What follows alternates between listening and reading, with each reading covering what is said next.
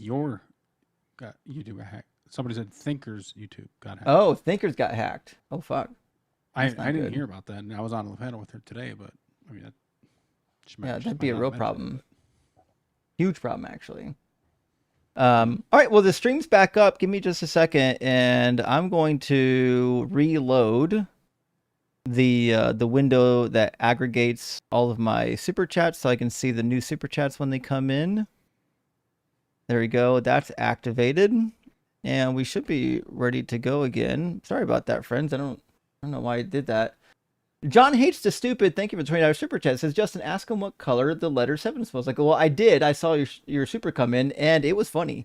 I didn't know what was going to come out of his mouth, but I knew something weird was going to come out. And guess what? We got something weird. Hey, you did catch when he said that the Earth is hollow, right? Yeah. Mm-hmm. Yeah. They're all Yeah. inside the Earth. They're gonna It's come out. so bad. It's so bad. All right. We should see people filing in here on the horizontal stream again. So give me a minute for people to populate, and we're going to get a little tag guy in here, and then we're going to get Enlightened Quack, and then Matt. Design says, as long as he can see his followers watch Fox News, Jesus ain't coming nowhere. True. Well, if I was Jesus and my followers were like the Fox News crowd, I wouldn't want to come back. Like, the chances that you're going to get hung up on a cross again seem pretty high at that point. Those people aren't interested. Mm-hmm. Sorry about that. Timing thing, I think. There's a video. I forget the guy's name. I think it's Matt something. But like the good. Oh God, these guys who do like news, but they're like left wing guys. The Good They Liars. go to like Good Liars. There you Yeah, go. they're Thank funny. yeah, a guy goes to like a Trump rally, and they're asking about like if Jesus would be allowed in the country. And there's like if he goes through the proper channels. It's like That's you gotta wild. do it legally. The Son of God is not allowed to immigrate. Yeah. So it is what it is. All right, friends, let me grab one more super chat. We should have people loading up here. Cute Waterfowl says, did you know that there is actually a tourism site in Israel where you can ride a donkey into Israel? Let's help fund Justin to be the real Messiah. Well, fuck, friends. I'm going to make it happen. I didn't. Yeah. Will they lay Buy down me a palm ticket, fronds? Buy me a plane Yeah. ticket. I'll be there in Hasana. Let's go. Let's make it happen. Let's do it. I'll hold up like a poster board sign. Son of David, son of David, I'll rescue you. But to be fair, it will cost double price because I have to get 2 donkeys. Mm-hmm. Yeah, Van Damme style. Yeah, for sure. And I mean, I assume they're going to make me sign a waiver, maybe an extra waiver for 2 donkeys. I don't know. But we've got Lit Tag Guy in here. And we'll see what we can do. Hey, Tag Guy, is it safe to assume that you're going to run Tag? I can run Tag. I was going to ask some questions. If you don't want to do Tag, we can do other things as well. I mean, you're welcome to. We've done it so many times, this is kind of boring, but you're welcome to run whatever argument you think helps prove God is real. What God do you believe in? Yahweh, as described by the Orthodox Church. So you're a Christian? Yes. And are you Orthodox or Eastern Orthodox? There's really no difference. There's only one Orthodox Church. There's more jurisdictions. I'm Romanian, if that's what you're asking. Romanian Orthodox. Fair enough. So what do you think is a good argument or evidence for the God you believe in? I would say that God is a precondition for knowledge. Knowledge exists, therefore God exists. And I was going to ask you, when you say God is imaginary, what do you mean by imaginary? And what are some things that qualify for being imaginary? I understand it's your call. You maybe don't want to answer questions, but... So we would start with, number 1, you're running Tag, which is fine. And number 2 is, when I say God is imaginary, I mean...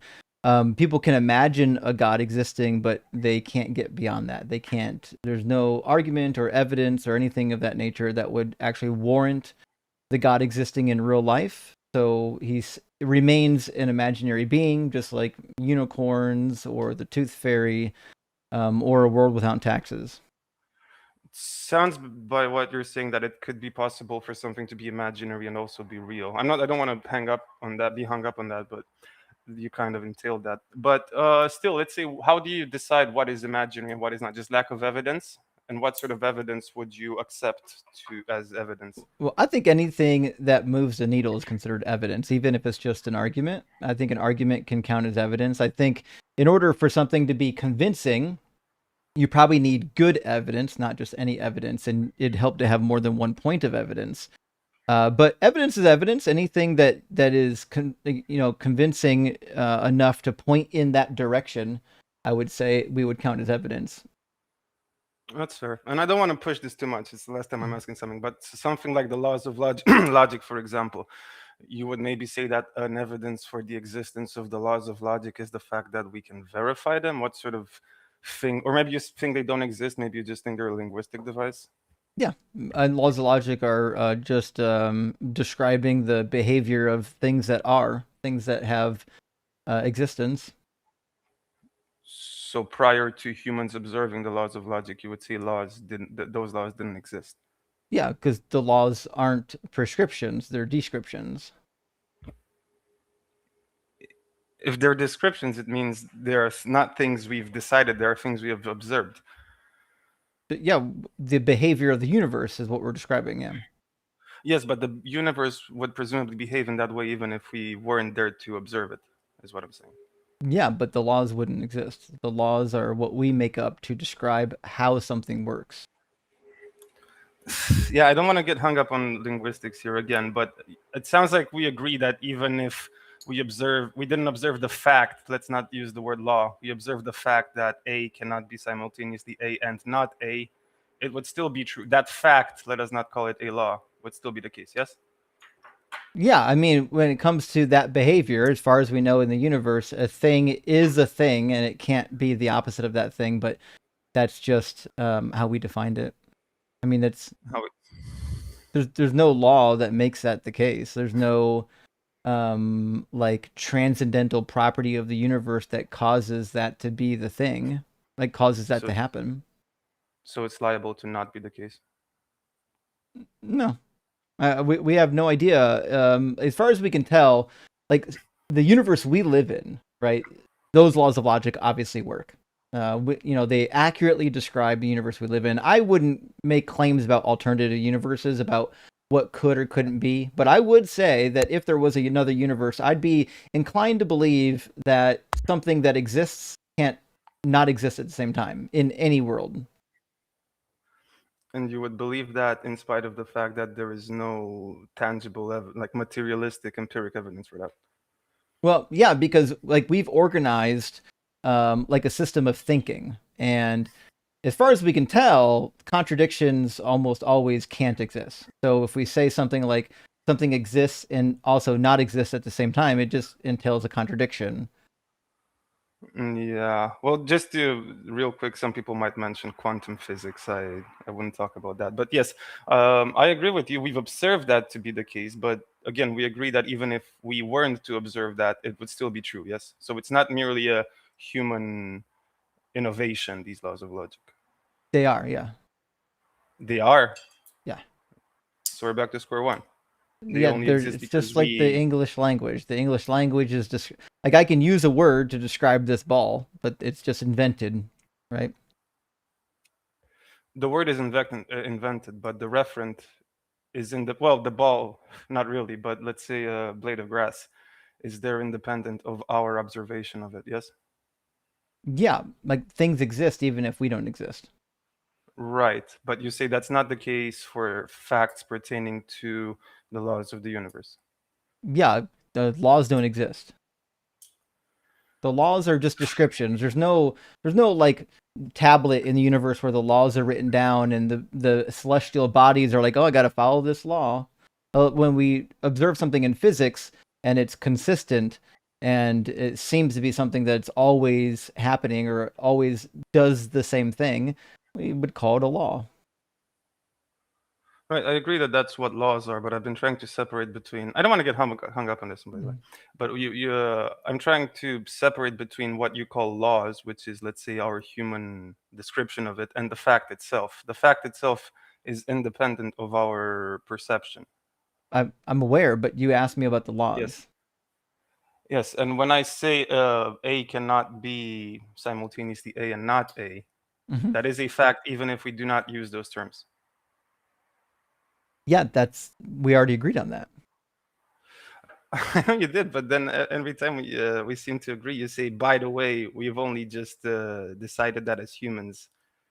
No, And I because think you what you keep mean. saying Sorry, so yeah. then the laws exist, even if humans don't exist, and that's not true. The No, laws quite I'm saying do the necessarily are fact. just the descriptions. I apologize.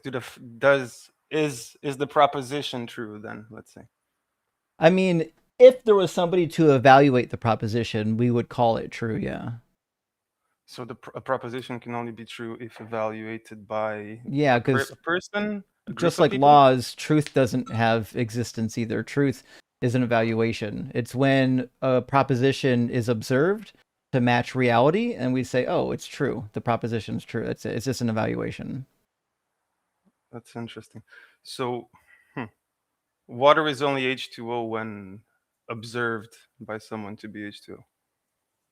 No, Okay, then you lost me. H2O But is a physical compound. agreed. Truth is not. Truth is an evaluation. Yes, but the proposition water is H2O. Is that true? Is what I was asking. Yeah, if there's somebody available to evaluate it, yes, we would evaluate it to be true. So back when the ancient Greeks said water isn't H2O, but it's an element, it wasn't true back then because no one was around to observe it properly as H2O, is what you're No, saying. I don't think you're tracking, no. What I'm saying is, you can't talk about truth without people who can evaluate claims. That's all I'm saying. If there's no humans to evaluate the claim, then you can't say it would still be true. That's why I'm saying yes. If there was somebody to evaluate it, it would be evaluated as true. I see. Yeah, I think there's a fundamental disagreement. I would say that propositions can be true even without anyone noticing them to be true or But the evaluating, like you say. but the proposition would have to be evaluated to say that it's true. Like when you say the proposition is true, you've evaluated it. That's what it means to evaluate a proposition. Yes, evaluating a proposition is evaluating a proposition. Yes. So when you say it's true, you only say it because you were able to evaluate it. But if no one's evaluating it, then it doesn't Well, have you can't say that it's true. You can say that it would be true if it was evaluated. in truth, I don't really have to even evaluate it, right? Because I've never checked any water I've drank to, in fact, be H2O. I don't really have a microscope or anything. So I know water is true. And I think it was always true that water was H2O, even before anyone made that evaluation. But we're talking about the proposition. We agree that Yes. water is H2O. It's made of those actual elements. But the proposition that water is made from H2O, that proposition needs evaluated to determine if it's true or false. That's how we apply true or false. Okay. So you challenged me on the claim that water was H2O prior to anyone evaluating the truth claim of the proposition water is H2O. I didn't challenge you on water being Oh, so we H2O. agree. I challenged you that the proposition itself requires evaluation. Sure. All right. So we can skip by that and say water has always been H2O prior to anyone noticing the truth of water being H2O. Exactly. That took a while. All right. So we agree. So I would have said the same thing about the laws of logic, even if people are not around to notice them, they exist, and simply because they're not noticed, they don't exist. Oh, no, Stuff. they don't exist. Yeah. Water is a physical Oh my God. substance. The laws of logic are not. The laws of logic are describing a behavior, like the way things work or the way things are. Behaviors aren't things that like have existence. They're just the way things that have existence operate. Okay, let me try to phrase it in a way which is not maybe as contentious. All right, something is not liable to change its essence. Is that something maybe we can agree on? I don't know what you mean by change its essence, because like there are fundamental particles, or there are particles, as far as we can tell, that don't break down any further, that do All have right, what I meant decay. was there are accidental properties and essential properties. I don't know what an An accidental object, property is. an accidental property is a property which, if you lose, you yourself don't change. You still remain. It's like cutting your hair. Your hair is an accidental property. You don't become someone other than yourself You just mean by cutting your hair. non-essential then? Yeah, sure. I mean, accidental property is a pretty widespread, wide use term. Yeah, Well, you can say non-essential. Yes, I mean we're maybe in talking about philosophy, essential. not in the everyday world. We were having a philosophical. Yeah, I'm okay. My fault. So 90% yes, of the people watching this don't give a shit about philosophy terms. it's kind of funky when you debate theology to not know philosophy. I can debate philosophy. I specifically choose to use real people words because I don't expect the people in the audience to know them. That's stupid. That's fine. I wasn't trying to be mean to you or anything like that, so I apologize. But yes, it's non-essential property. So an object cannot have its essential properties changed. Let us say Or else on it a wouldn't be the at like random. you would lose your identity. It'd be a different identity. Yeah. Yes, we agree with that. You believe that. Yeah, but identities are determined by us. Identities are determined by us. Okay, let's run with that for a minute and then maybe we can return to it. If you like, if not, we can go on this. But I would say if you believe that to be the case and you have no material evidence for this, For what? isn't that just for the notion that essences cannot be changed, identities cannot be changed? Because So we if you believe determine what they that, are, right? If I say this, the identity of this is a crystal ball. We invented that identity. We said when we observe these particular features, we're just going to identify it as such. I would have said that the crystal ball has an identity even without people noticing. But I think we won't get past this if you want to go down that route. So you don't think there's a world external of your perception, is what you're saying? I think there is a world outside of my perception. So the ball does have an identity even without you assigning one to it. Yeah, I'm saying identities are constructed by humans. Like when we look at something, we give it an identity. Outside of humans giving it an identity, um, it can't give itself an identity. It can't name itself. Okay. Well, You again, we fall mean into you mean linguistics. does it Yeah. have a structure? Like, is the structure of this ball different than the structure of this cube? Sure. Yeah, it has a different structure. But whether or not Okay, it's sure. identified as something is completely up to us. Well, to be fair, you're the one who said identity. I was just using that word to, be fair to your audience. But let's say the ball which you were holding just now does not have the property to randomly turn into a crystal cube. We Sure. both agree with that. Mhm. Okay, that would be the law of identity in classical logic. So that's a law of logic which we both believe in, and I would say you believe that in spite of no empiric or material evidence. What? And so we would say is just as imaginary as the God I believe in. That's And not so true. I would challenge you on that. Okay. The laws of logic exist because they have been observed. That's the whole point. Like we No, have observed that the universe no. behaves in a particular way, and that's why we Well, continue to use the laws of logic, is because they accurately describe the way the universe behaves. not to be disrespectful, you yourself said one, they don't exist, and Right. two, they cannot be observed, and we certainly cannot I observe them, I not for the reasons which you think claim. you're. I But think I really need you to slow down and listen to what I'm saying. The yes, laws yes, of yes. logic do not exist in some sort of abstract form. They're not platonic forms. They're not objective. They don't have ontology. They are descriptions that human beings make up. They exist in the fact that we created the laws of logic to describe a particular phenomenon. That phenomenon is the way that the world works. That's it. Okay. Well, again, we can skip past all that and let's just cling to the belief which you have that the ball is not liable to change into a cube. That is a belief which you say has evidence to support it, which is that we've observed it. But It's that then I would, yeah. it's that we've observed specific materials in specific Okay. forms of like states of matter. This is in a solid state of matter. And based on all of our observations, solid states of matter don't tend to change their structure. That's true, and I agree with that. But I would point you then to Hume's problem of induction.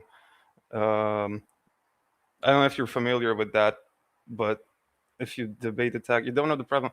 So the problem of induction is was raised by an atheistic, by the way, philosopher, which said that just because some things have happened in a certain way up until this point, we couldn't infer that they will keep happening in this exact way.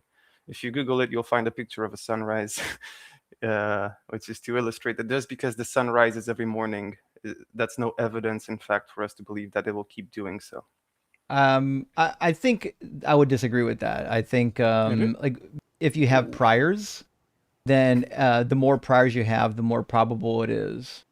So I think the problem you're gonna make is you're assuming that when I say something, that like I mean it's a guarantee. Like it's a guarantee that this ball will never turn into a cube. I can't fucking guarantee that. I would say I'm 99.999% sure based on all the priors we have, but I don't know what's going to happen in the future.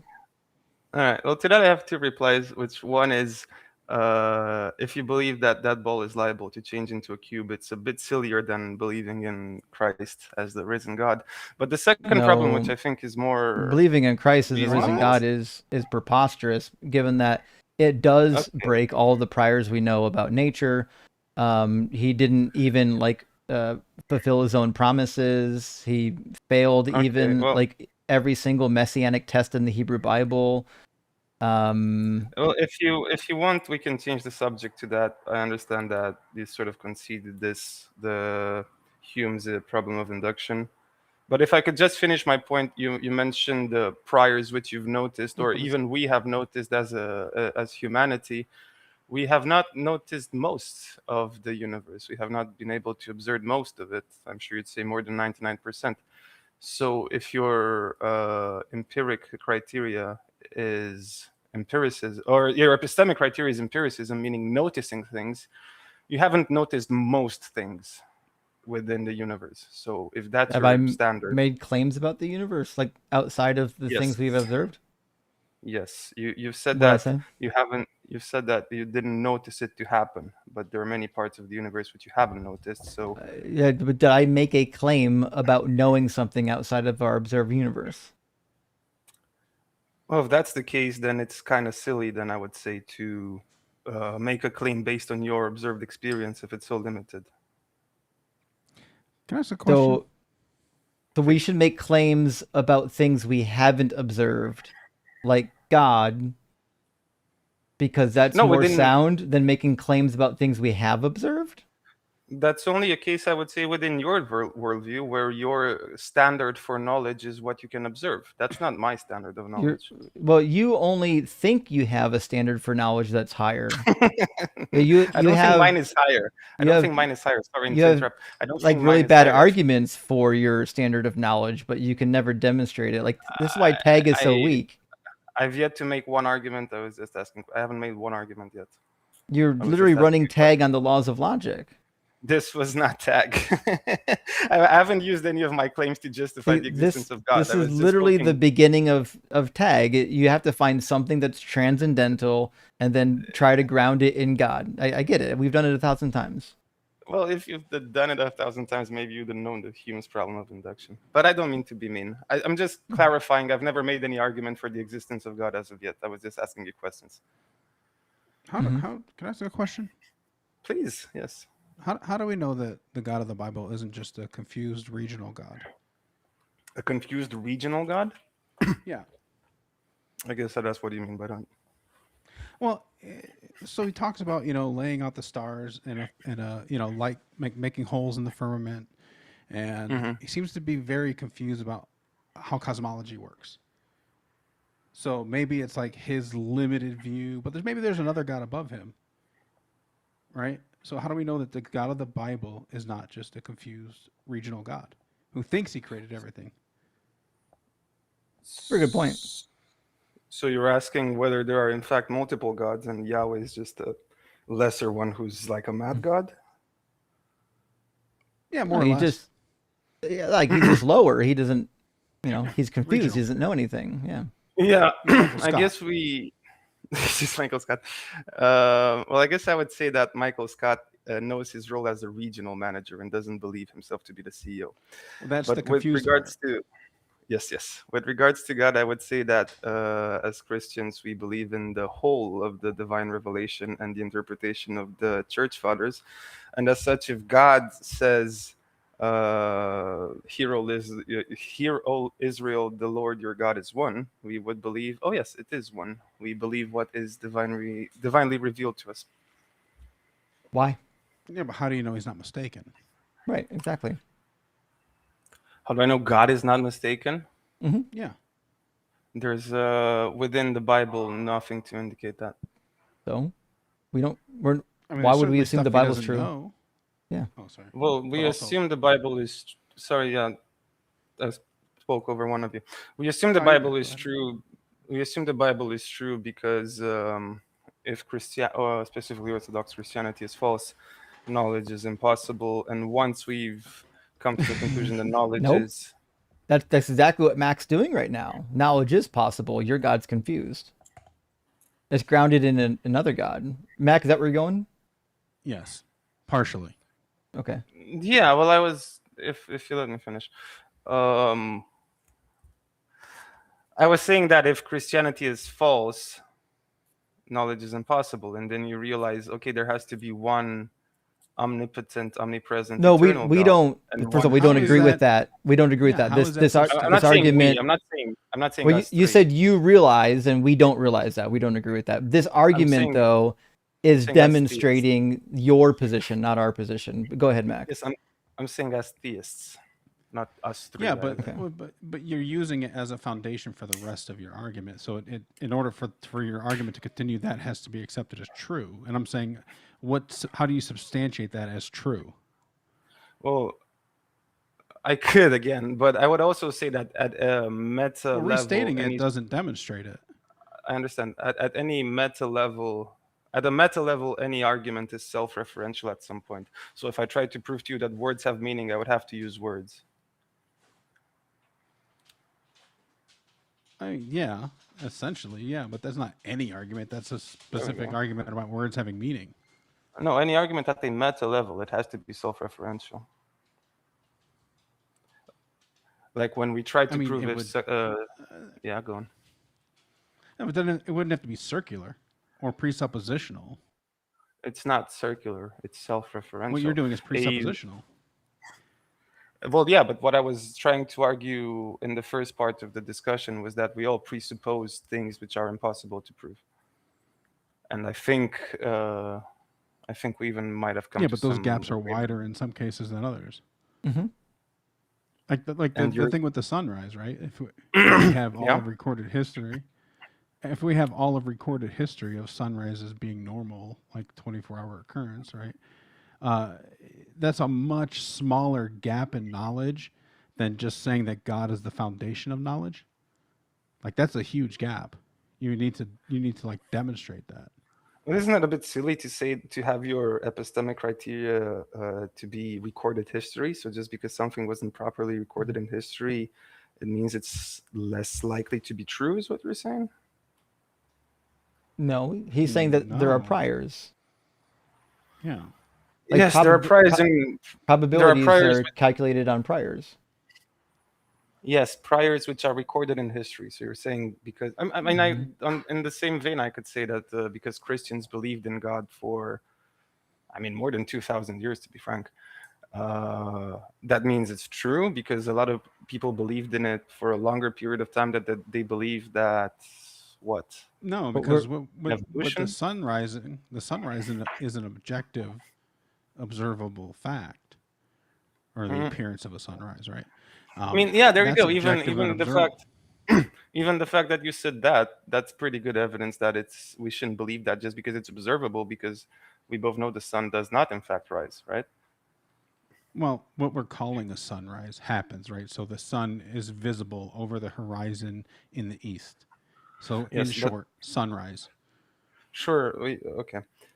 I guess to that I'd say if our criteria is empiricism, just noticing it with our eyes, I would say that you would have to take as evidence that because sometimes the sky is cloudy and we cannot see the sunrise, that means sometimes the sun is not liable to rise, No, which because you see is the effects of the sun. You don't know the difference between a cloudy day and night. all right. Sure, then you're blind. You don't see Hey, the effects of. I hate to cut this short, but my audience is going to get bored to tears with Yeah, that's fine. I understand. the I almost tag argument.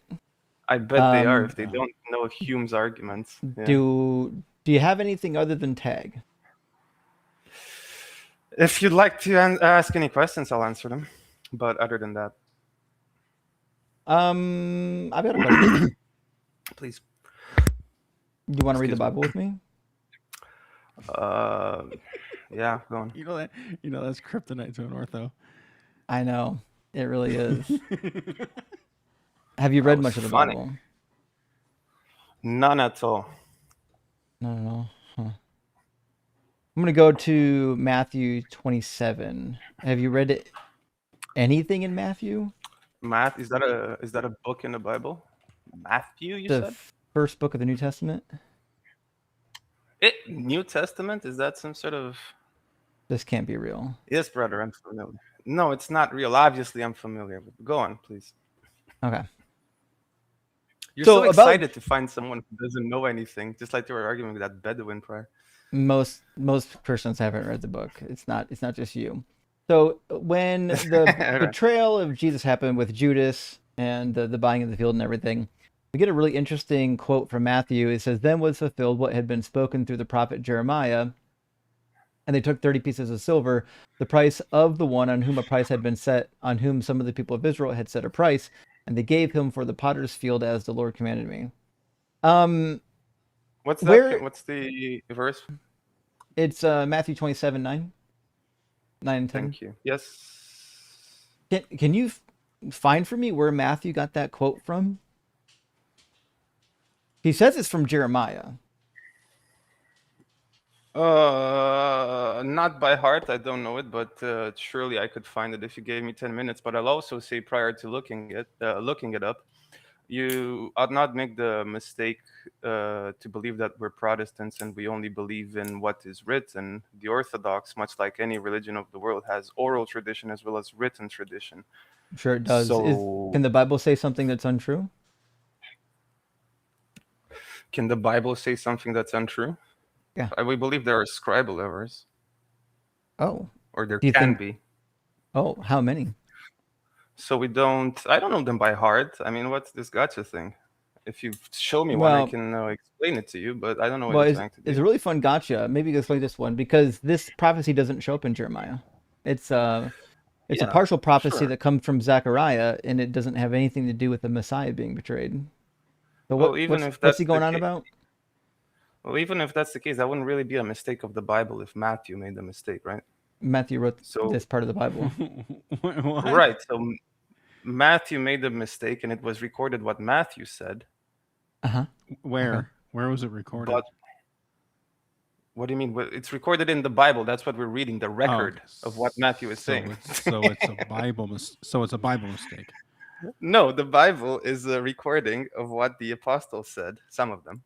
So And Matthew it being one of them? properly, it correctly records what, hypothetically, I'm not saying that's the case, I haven't studied this, but hypothetically, it's the Bible recording properly a mistake of one of the apostles. So Is it the wouldn't be a Bible its mistake of the own- Bible.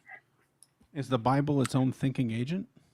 No, like I said, I've been trying to explain this since the subject was brought up. Orthodox places much value on the oral tradition and the teachings of the church as much as we do, well, actually more than it does on the Bible. We don't Does hold the the Bible Orthodox? to be. Can you? Yeah, okay, sure, go on. Oh, it's about what you said. Like, does the Orthodox Church have oral traditions related to the Torah and the Tanakh, or are there's oral traditions related to the New Testament? So there are songs, and yeah, you'll find in some books. Again, I couldn't tell you why off the top of my head, but there are some books which reference stories, which from the Old Testament, which are not in fact recorded in the books of the Old Testament, but the stories are recorded, So okay, or so not it does the cover. mention, not recorded, mention, not It recorded. does cover like old and new. Okay. Yeah. So I think what you're probably going to say is this problem from Matthew is just an error. Now, that's fine. I got a question though. How many errors, right, do you think Matthew could have made before we should say that the books like Matthew is not trustworthy? Sure. So again, we wouldn't. I don't know the number of errors, and I don't think there's any number of errors which would qualify it or disqualify it. What I would say is that within Orthodoxy, we have a governing body. You could say the first councils, right? Which decide which books are canon or not. And we do not read the Bible in Orthodoxy without those annotations from what we believe to be Holy Spirit inspired church fathers Well, or commentators and so on. I don't know which church fathers you like. Do you guys follow like I don't know, Irenaeus, Tertullian? Who do you guys like? Irenaeus, did you say? I don't know which one do you guys follow. I mean, you have to know which ones are deemed heretical, right? But I don't know your specific sect. Is what I'm saying. It's not a sect. It's all right. Well, I guess that's Yeah, the I word. In know that Romanian, the yeah. Orthodox are the true church. The Catholics No, are the true church. The Eastern Orthodox are the true church. I know you're all every person thinks they're the true church, no, but you all have Everybody different knows it's church fathers. Ethiopian. in Obviously, it's Romanian. Ethiopian. Okay, look, in Romanian, sect just has a much more evil connotation, so that's why.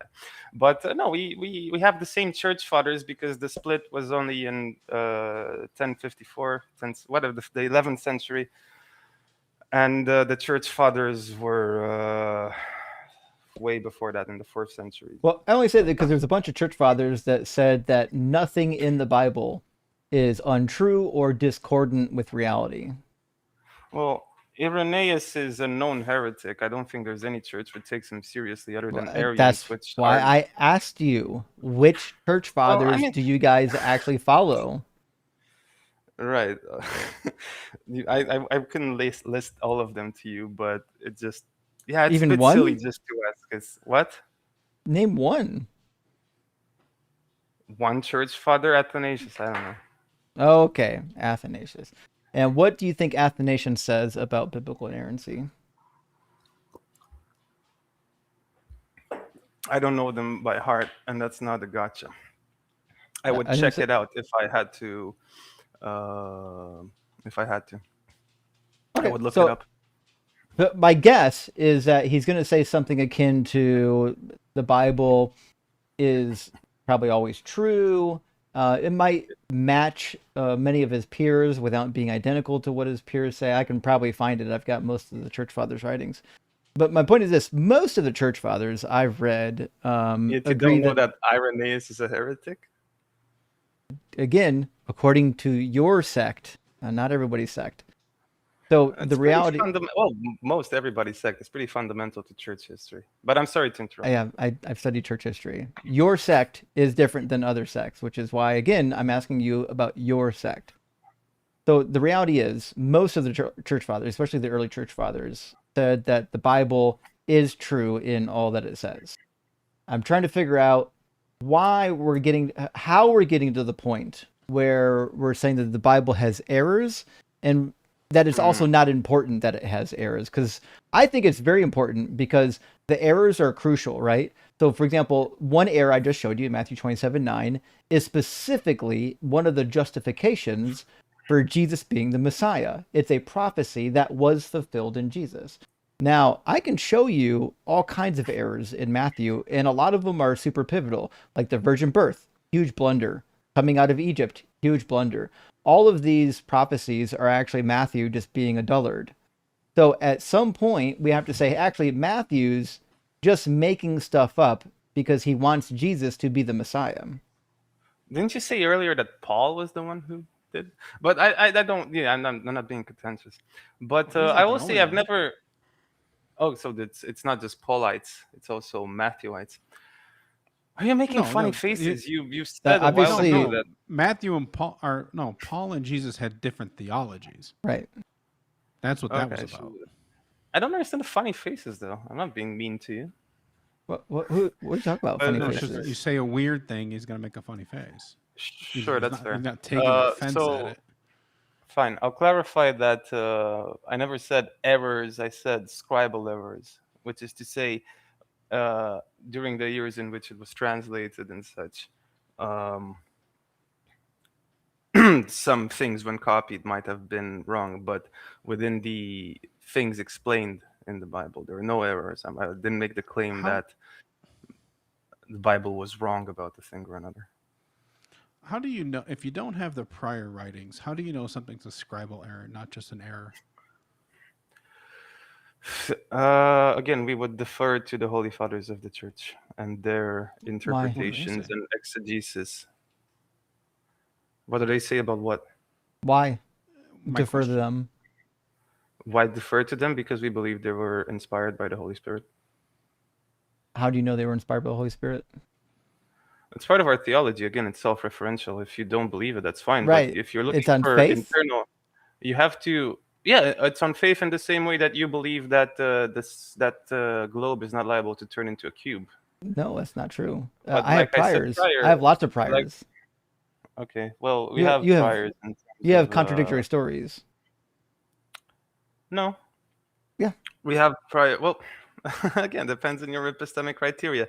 But to answer the other question, you would look for the yes, it's on faith. Of course, religion is based on faith. You have to look for internal critiques, not just to say, gotcha. So you believe in that because you have faith in it. Yeah, it's religion. Of course, we believe based on faith. Yes. Well, but that's That's not kind of that's not a an innovation. That's kind of an important point, though, right? So if we're talking about what is fundamentally true, and you're saying, well, it must be fundamentally true that this particular God exists because this God has to ground reality, this God has to ground the transcendentals, whatever you want your God to do. But the only reason why you believe in this specific God is because you have faith in this particular God. It sounds to me like what you've done is you've constructed arguments to try to make this God real, even though there's no actual tangible evidence for this God being real, or even like a good reason to think that the Bible's true. It sounds like you started out with Christianity's true, and then you worked backwards, but then you just forgot to read the Bible. Well, I don't think I forgot to read the Bible, but I've admitted this from the start. Yes, we believe it's self-referential. We wouldn't believe in God if we had the Bible, and the Bible said, "By the way, I'm not God. Do not believe in me." But since it says "do believe," yes, I'm going to. When asked why do I believe in God, I'm going to refer to God saying, "I am God. I am." Well, He says, "I am But that which I am." But is that a good method for determining what's true? within this paradigm, yes. Objectively, we would run back tag again if you like. No. Is having faith in this religion a vehicle for determining if this religion is true? Is having faith in this religion not strictly that. You look for internal consistency. Like what? Can you show me something internally that's consistent enough that I would think that this religion could be true? Yeah, you don't think there's parallels between the Gospels of Matthew, Luke, and John? You don't think they all say? I mean, that's an example Well, of consistency. It's But not. two of them Yeah, sure. copied Ooh. directly from Mark. The Matthew and Luke just directly copied from Mark. So yeah, there should be parallels. All right, so This is- that's an example of consistency there, whatever It's you want not to call it. No. consistency. That's just copying. I can copy. we're moving headlong into one of my favorite questions. You can ask Which the is- question if you like, but I was gonna Okay. finish the point, but Well, we're talking about consistency between the Gospels. My question is, what were Jesus' last words? The last words of Jesus. Yeah, it's if you look carefully at the gospel, it doesn't really say these were Jesus's last words and then he died. Sure, it does. It says, having said this, he breathed his last like 3 times.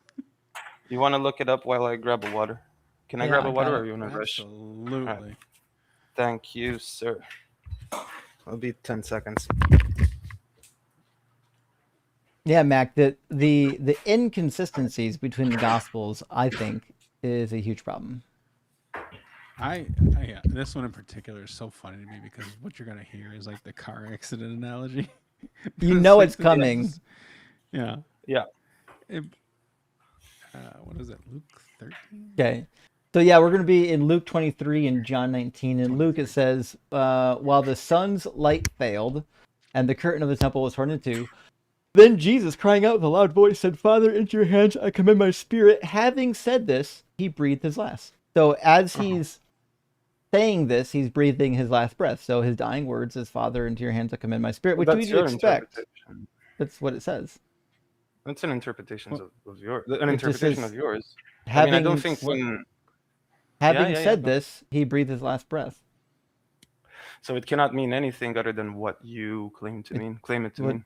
Well, tell me what it means if it doesn't mean what it says.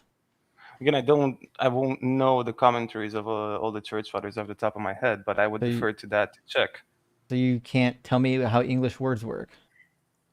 I can tell you how English. What do English? We were just arguing about linguistics. You think the decisive factors for the interpretation of Bible is how English words work? But That's a do you bit silly. think the PhD scholar who translated this just translated it wrong?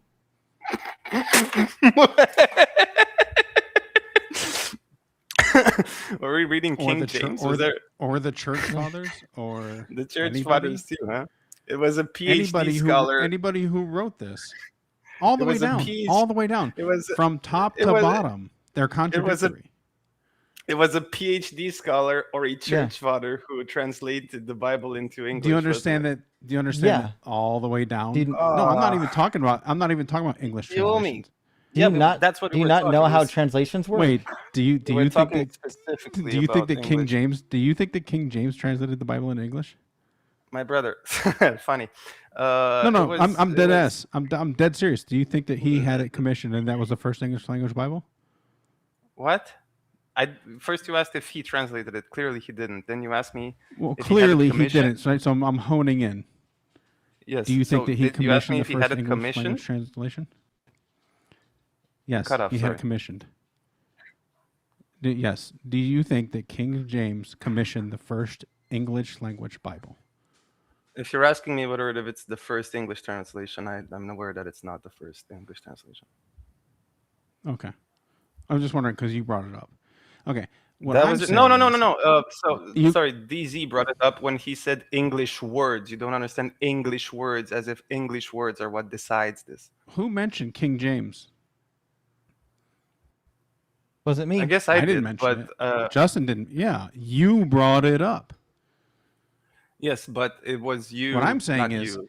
You're even two if you who go to the talked about Greek, English words. even if you look at the Greek, right, which has to be translated into English for us to comprehend it, unless, I don't know, are you a fluent Greek speaker? You might be. Me, I'm not. I'm not. I think Justin knows a little bit of Greek. Yeah, I Right, did but- learn Greek when I was in seminary, but I didn't really like it Yeah. that much, so I kind of lost it when I graduated. I still I understand the grammar. I just lost my vocabulary. We all study Yeah. Latin in grade school. It's what makes you want to throw yourself from a window. I believe that. Yeah, but I mean, you'd have to be saying that somewhere down the line this was mistranslated. But you can just go back like A to B, right? Yeah. A being the English that we have today, and B being the Greek that they had. No, right, yeah. back I then, and you can understand. see the translations. So when it says Look. like he did this and then he did this, right? He said this Yes. and did this. Like, I don't know. It seems like you got a heavy lift to explain how that means anything other than he said this and then did this. Right. Well, I only brought that up because he said English words, which I thought was a funny notion. But no, we would not defer Well, I to mean, that's this. what We we're wouldn't that's defer what we're to reading, right? dictionaries. Fair. We would defer to the exegesis of the Holy Fathers, and there's a pretty clear explanation for that. I mean, Well, we never but you don't even have them. within. What And what to be is it? sure, this was translated by Andrew J. Overman. He did the Book of Matthew in the NRSV. Well, I don't know about the updated edition, but at least in the standard edition. And he was a obviously a PhD, and he did his PhD at Boston University, and he was a professor at McMaster University in Canada. Okay. So Tight. my point is the text is pretty clear, right? So it just says, Jesus cried out with a loud voice, Father, into your hands I commend my spirit. Having said this, he breathed his last breath. And having said this is probably an aorist verb, which means it was an ongoing verb, even though it starts it starts in the past, right? So it's very common to find this in the Gospels, even in Matthew. It just means when he said the last thing, he did his last breath. Gone. Okay. Well, that seems to be a Protestant approach, and again, what I would say, Well, give if me the we are, interpretation from your church. I can. All right. Sure. You got 5 minutes. Well, it's gonna take two. Yeah, yeah, go ahead and look that up. I don't understand like like how how does stuff that's not in the Bible get to change what's in the Bible? I know. It's funny. Because like I said a few times prior, it's not the Bible which is our ultimate authority. It's the church. It's oral tradition just as much as written But tradition. they came I've said after, like this from well the start. after. Pardon? They came after.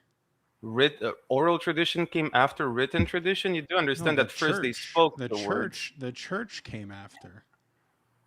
No. These Well, fathers came after. when we say Do you church, do we you mean the. Can I? No, come on. When we well, do say you have a church, we church mean father who was walking around with Jesus? when we say the church, we mean the body of Christians. We mean as well the apostles. Okay, so when we say the oral tradition predates the written tradition, clearly they spoke before the words were written. You have to agree, Nobody's no? arguing that. I'm not All right. talking So about that. I'm what talking about the you church you and the church fathers. right? Then we have a misunderstanding on what we mean when we say church, because when I say the oral tradition of the church, I also mean the prophets of the Old Testament. I also mean the apostles. I don't just mean Athanasius or Saint Nicholas. So let's try to. I don't want to get lost in the semantics of the church fathers You brought because it up. I don't want to get lost in the semantics of why the church fathers are important. I again more than happy for you to bring up the quotes from them, but I'm not sure we need to waste time on why they're important to you because the conversation is getting long in the tooth, and I want to be able to reach some kind of a conclusion before we move on. I understand. Right. So if you have a church father quotation that makes this passage say something other than what it says, we're happy to entertain it, but we need the quote. All right, give me 10 seconds. I'll give one to you. You might as well ask yourself. But Yeah. You're just asking ChatGPT, I assume, or yeah, of course I'm doing that. What am I gonna? I'm gonna open my books and look for a quote. you should. I should. So- I mean, I would, but for the all right, interest of time. Yeah. whatever you're doing, go do it. We'll be here Yeah. chatting to ourselves. Again, Mark, it's why have you forsaken me? But like, that would be like the last audible, like the last intelligible words, right? Because Mark says he just gave out a loud cry and breathed his last breath. Right? Not any kind of like just audible, not verbal, right?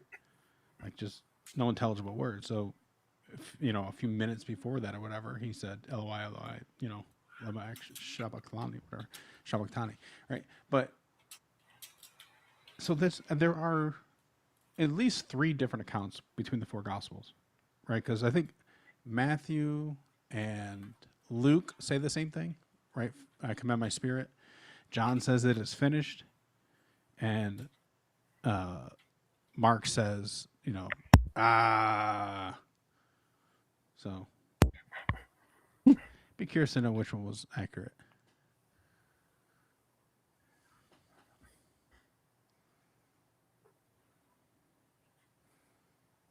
Yeah, I mean, I'm reading the Church Fathers right now. You don't like Tertullian, so I'll leave Tertullian out.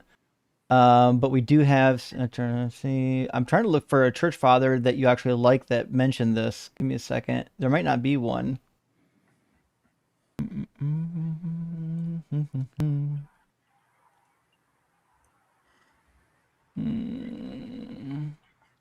All the quotes I'm finding from the Church Fathers say that this was his last breath. That's what he was saying. Then Jesus cried out with a loud voice, Father, into thy hands I commit my spirit, breathed his last, and immediately one could see rocks rent, and there was an earthquake, so on and so forth. So I'm not really sure where we're going to find anything that says something other than what it just plainly says here.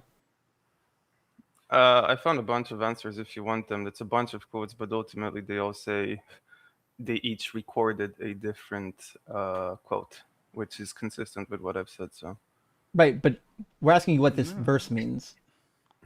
sorry, no, I was answering to the question before. I ask me again. The verse, Luke 23:46. What's it mean when it says Jesus cried out with a loud voice and said, "Father, into your hands I commit my spirit." Having said this, he breathed his last. What does that mean? Are you asking about the last breath? I I'm said asking that's the you what the last. passage means. Yeah. The whole passage. There's not one meaning. There's multiple meanings for multiple clauses. I'm asking you Uh, about this particular verse. What does it mean? yes, Father, into your hands I commend my spirit. That means Jesus' spirit was about to be raised to the heavens. And saying that he breathed his last words, that's the as far as the recording goes, that And specific one. what was the The sequence of last, events say again, the sequence of events of what? of this This is verse? very, yeah. Well, first he, first he spoke the words before his spirit left his body. Sure. And was there something happening between speaking the words and dying? Yes, it's likely more words were spoken. So when it says, having said this, he breathed his last, what is that supposed to mean? Yeah, I'm not too hung up on having said this, like I said, Why? 10 That's kind minutes of ago, that's kind of because the it's crux of one. the passage. Well, it's the crux to the passage according to your interpretation and the translation you've chosen to read. No, it's in the Greek too. I told you it's I know enough about Greek to know it's going to be an aorist verb. An aorist verb is going to be telling this is what happened, right? It happened and it's ongoing right now. Yeah, I Meaning don't know why you. Yeah, go on. meaning the speaking. Yeah, so I don't know why you choose to argue this when I've told you many times that what we defer to is not your interpretations with But some studies of. but you didn't give me a quote yet from a church father on this. If you want, I'll read them all to you. I've got them. Give me an GPT has interpretation lined them all that up. says this isn't his last words. All right. Evidently, there were several final words of Jesus on the cross, some recorded in Matthew and Mark, others in Luke and John. Then is noted that Matthew and Mark mention Jesus crying out with a loud voice before dying, but not tell us what was said, whereas Luke and John preserve specific sayings. Because of this, interpreters generally understand that the Gospels as recording different parts of the same sequence, not competing versions. I'm going to need you to quote a church father that interprets this passage, not ChatGPT. Yes, sir.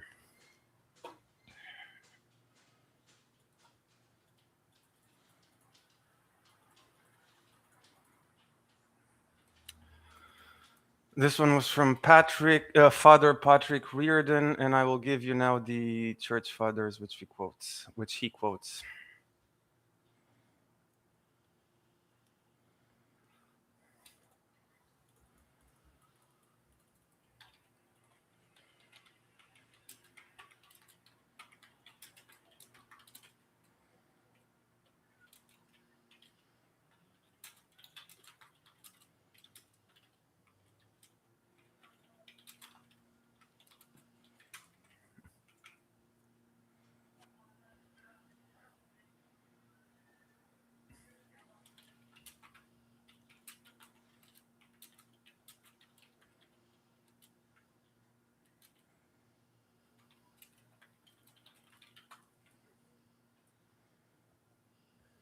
Augustine, John Chrysostom, Cyril of Alexandria, Theophylact of Ohrid, Eutymius Gabenus, Bebe the Venerable, and Jerome.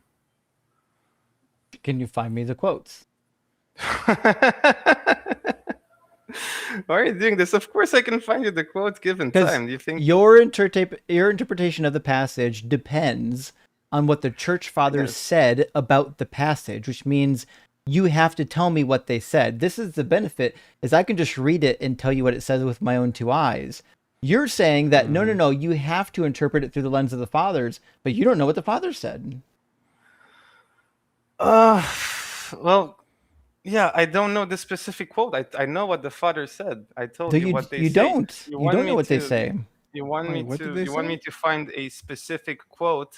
I just told you that they all recorded different sequences of the same event. That's ChatGPT. Uh, I need you to quote the how actual many- church fathers that give you the interpretation. Yeah, so if you want me to just crack up my church books on church history and just read all of the epistles and all of the writings of all of the church fathers in order to prove to you Use that ChatGPT. this is clearly the Ask ChatGPT to find you a quote from a church father that interprets this passage. Okay, I mean, I'm you happy could do just that. go I to just think- earlychristiancommentary.com and use that. I mean, that's a much better resource. But Well, that's the same as opening the book and then looking up the chapters, right? yes, it is, Uh, except it's on the computer rather than in a book. Yeah. It's just looking an index. Yeah, it's quicker to use GPT. I suppose I won't be doing this. It's just because I don't know off the top of my head what they say. It's not the win you think it is. Even It absolutely is. like I think even James said I could just chat GPT it, and I don't have a problem doing it. Other than it's a silly challenge, Then especially when Just Yeah. do it then, if it's easy. You said they are consistent. How are they right. consistent if you have to go and do this fucking detective work to figure out how they're consistent? there's not. What do you mean detective work? It's I am looking at 4 different chapters with 3 different stories. To All me, right. that is plainly inconsistent. So you're saying we have to go to the daddies and see what they say. But you can't even tell us what the daddies say. all right. I'll just give you a quote. Will that make you happy? Yes, it's a start.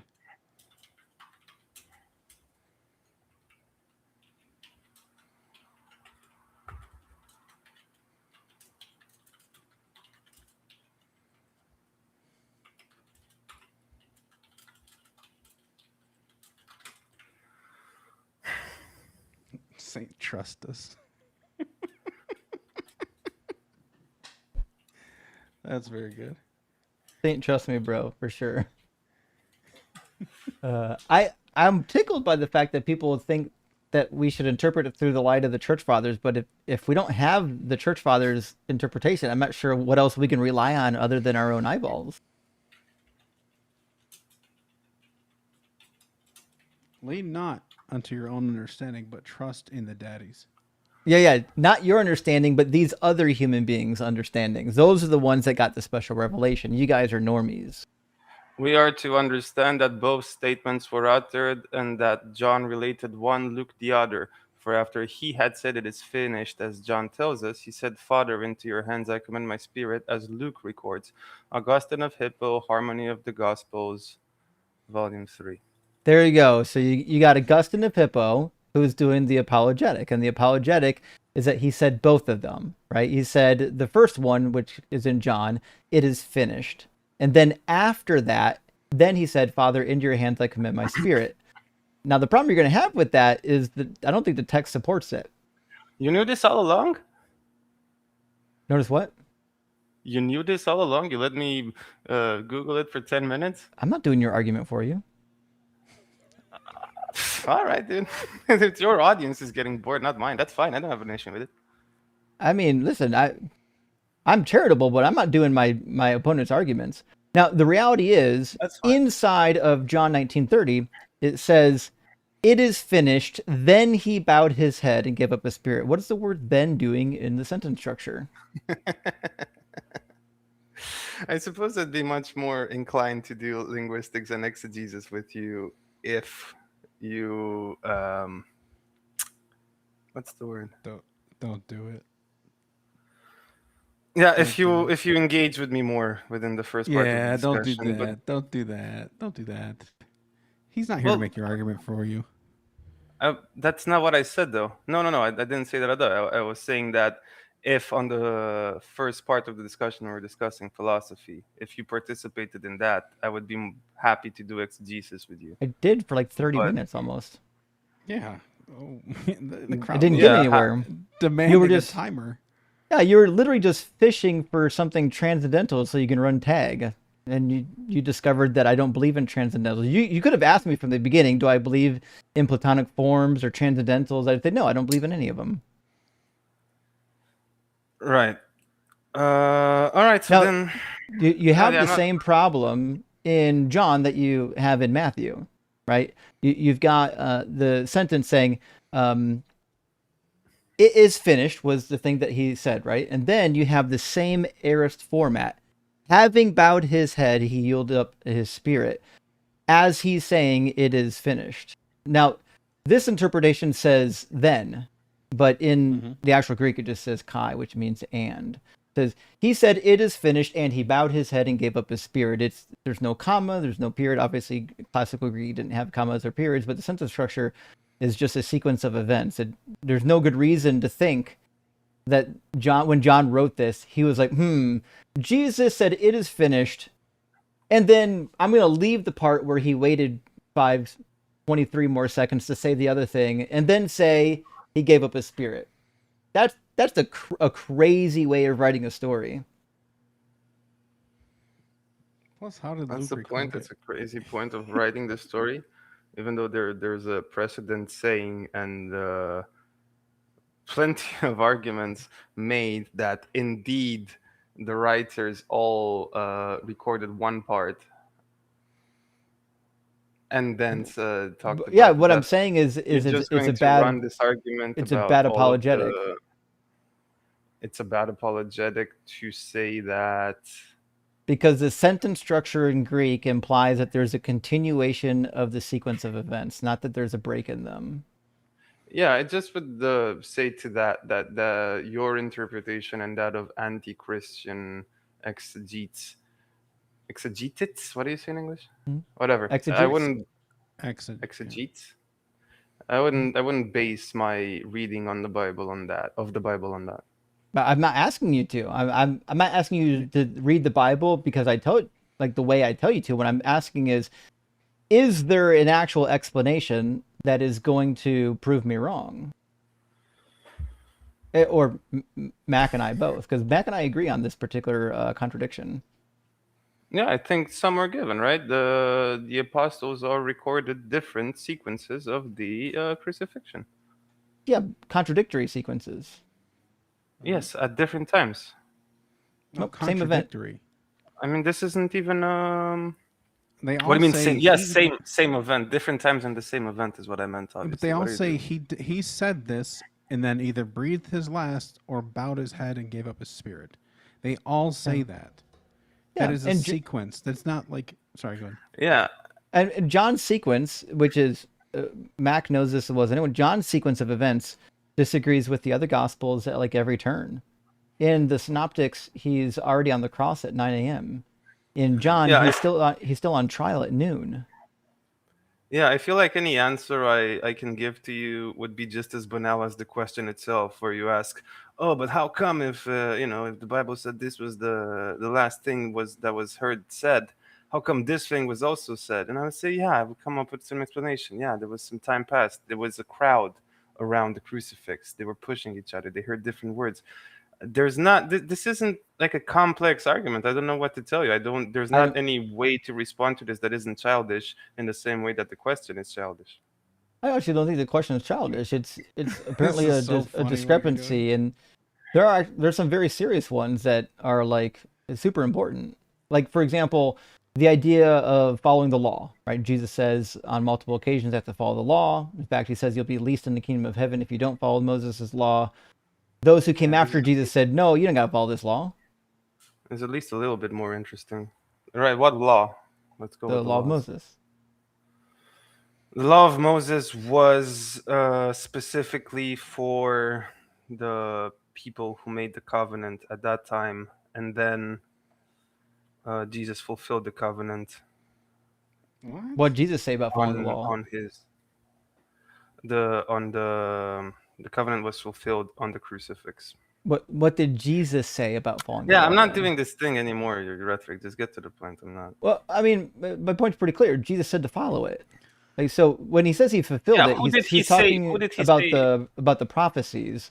It says, do not think that I've come to abolish the law or the prophets. Right? He combines the law with the Yes, prophets here. yes. And Like I says, said, I've he come not fulfilled to them. abolish, but to fulfill. There we For go. truly I tell you, until heaven and earth pass away, not one letter, not one stroke of a letter will pass away from the law until all is accomplished. Therefore, whoever breaks one of the least of these commandments and teaches others to do the same will be called least in the kingdom of heaven. But Who whoever was he does talking them to? and teaches them will be called great in the kingdom of heaven. So Jesus thinks following the law is good. Who was he talking to? He's talking to, right now, mostly Jews. Oh, Mhm. all right. It's That's not who going he to fix came it. for. That's not going to be a gotcha, by the way. He literally tells not a- you later in this same book. He literally tells you that's who he came for. hmm He didn't give a shit about Gentiles. He didn't give a shit about Gentiles. He That's so came, funny. but only for the lost sheep of the house of Israel. He said it on You're like multiple one of occasions. you're Well, like one of those black Hebrew Israelites. Again, this is why you Well, need the church. don't worry about that. We're on Matthew 5, right? So Yeah. does Jesus want you to follow the law or not? Me? No. I didn't ask you. I mean, whoever he's speaking to.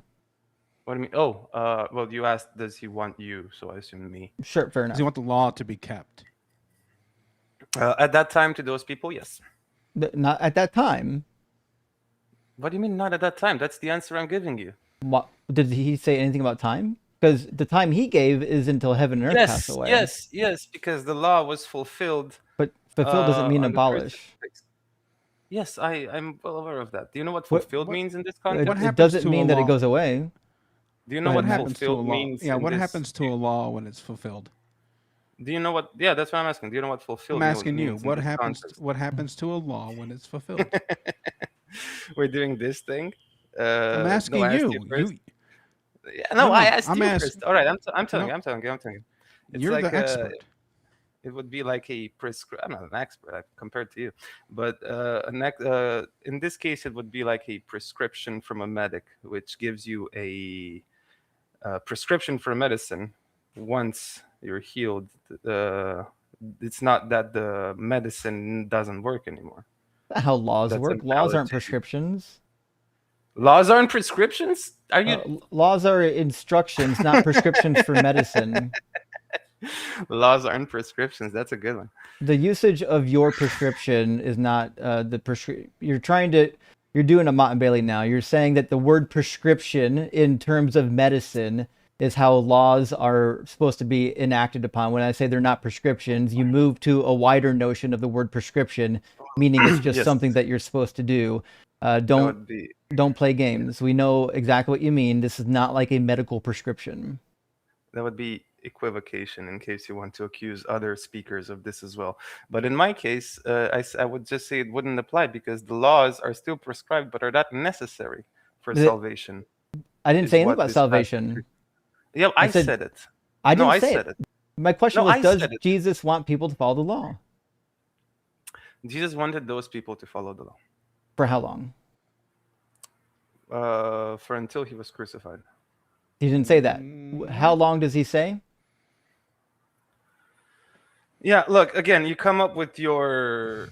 I'm asking you, questions how based on your long did Jesus interpretations. say to follow the laws? Well, in this passage, you'll find he says that I have not come to. He says until heavens and the earth pass away. Of course, Have we as heavens and earth Christians passed know. away? Of course, we as Christians know that heaven does not pass away. So from the start, That's- we can know. That is not true. According What? even the New Yeah, there's a Testament says new that heavens heaven. and earth are passing away. Oh my lord! Yeah, there's going to be a new heaven and a new earth. That's like in like at least five different letters of Paul, and Peter says it too. Okay, so can we take it one by one? Sure. Okay, sure. So when we know that, do we agree that Jesus is eternal? First of all, I mean, in the No. Bible, I mean, oh, in the Bible, Jesus sure. is not eternal. Kind of. I mean, his body's not eternal, but his, I don't know, his Of spirit course, yeah, is. his body is not. Well, his body was raised to heaven, He but got a different body according to 1 Corinthians 15. that's fine. So Was he not when created? Jesus' body is created, yes. When we say heavens pass away, do we think that there's like a big server wipe? What do you think that means? Yeah. In fact, that's exactly what the Bible says. Yeah. The heavens and the earth are going to be recreated. Recreated. Yeah. All right, Yeah, can you that's show me what, that? what does a new heaven and a new earth mean? I have no idea. You're the one who's mentioning it. Yeah, What- well, what do you mean you don't know? Isaiah is the one that's mentioning it. No, there are different meanings of these words, which is why you're getting caught up is using your own interpretation. The same as with the law, and No, the it's same not as with true. the. Isaiah Interpretation. 65:17. I'm about to create new heavens and a new earth. The former things will not be remembered nor come to mind. That's why Revelation 21 says the same thing. Okay, do you think that with that it means a physical what sky? Yeah, What are you even that's what heaven suggesting? A means. new It's the sky. Heaven is the sky, is what you think. That's exactly what it means. Yeah, the Hebrew And word I've been arguing with Hashemayim you for literally means the sky. yeah, and Gehenna literally means like a junkyard or whatever. Yeah, but we know from the rabbinic writings that it's an idiom. Right. So can't do we not know from the biblical writings that it's an idiom as well, and heaven is not actually in the It's sky? not idiom because all the rabbinic writings and everybody in the ancient Near East describe heaven as being in the sky. No, there's no physical location for heaven. Yeah, it is. The Bible tells you. You want me to show you? It's above I mean, the firmament. Yeah, it's above just the below the firmament, firmament. huh? You nailed it. Yeah. Yeah, I that's mean, what that verse meant actually. You know what I it's you know what I think in fact I think it's all actually the it's actually pretty all clear of, in the Bible that Yahweh lives in the heavens because it says he like literally lives among the clouds. yeah, and that's literal. That's meant to That's be taken literal, clouds. right? That's the sky. Yeah, yeah, and that's meant to be taken literally. It's meant to Yeah, be so an actual. God You lives in the could sky. pinpoint Yeah. it. You could pinpoint it on Google Maps. That's what God meant. He's meant I'm on Yeah. this coordinates right above World Trade Center. That's where I hang out. That's what God said to us. Yeah.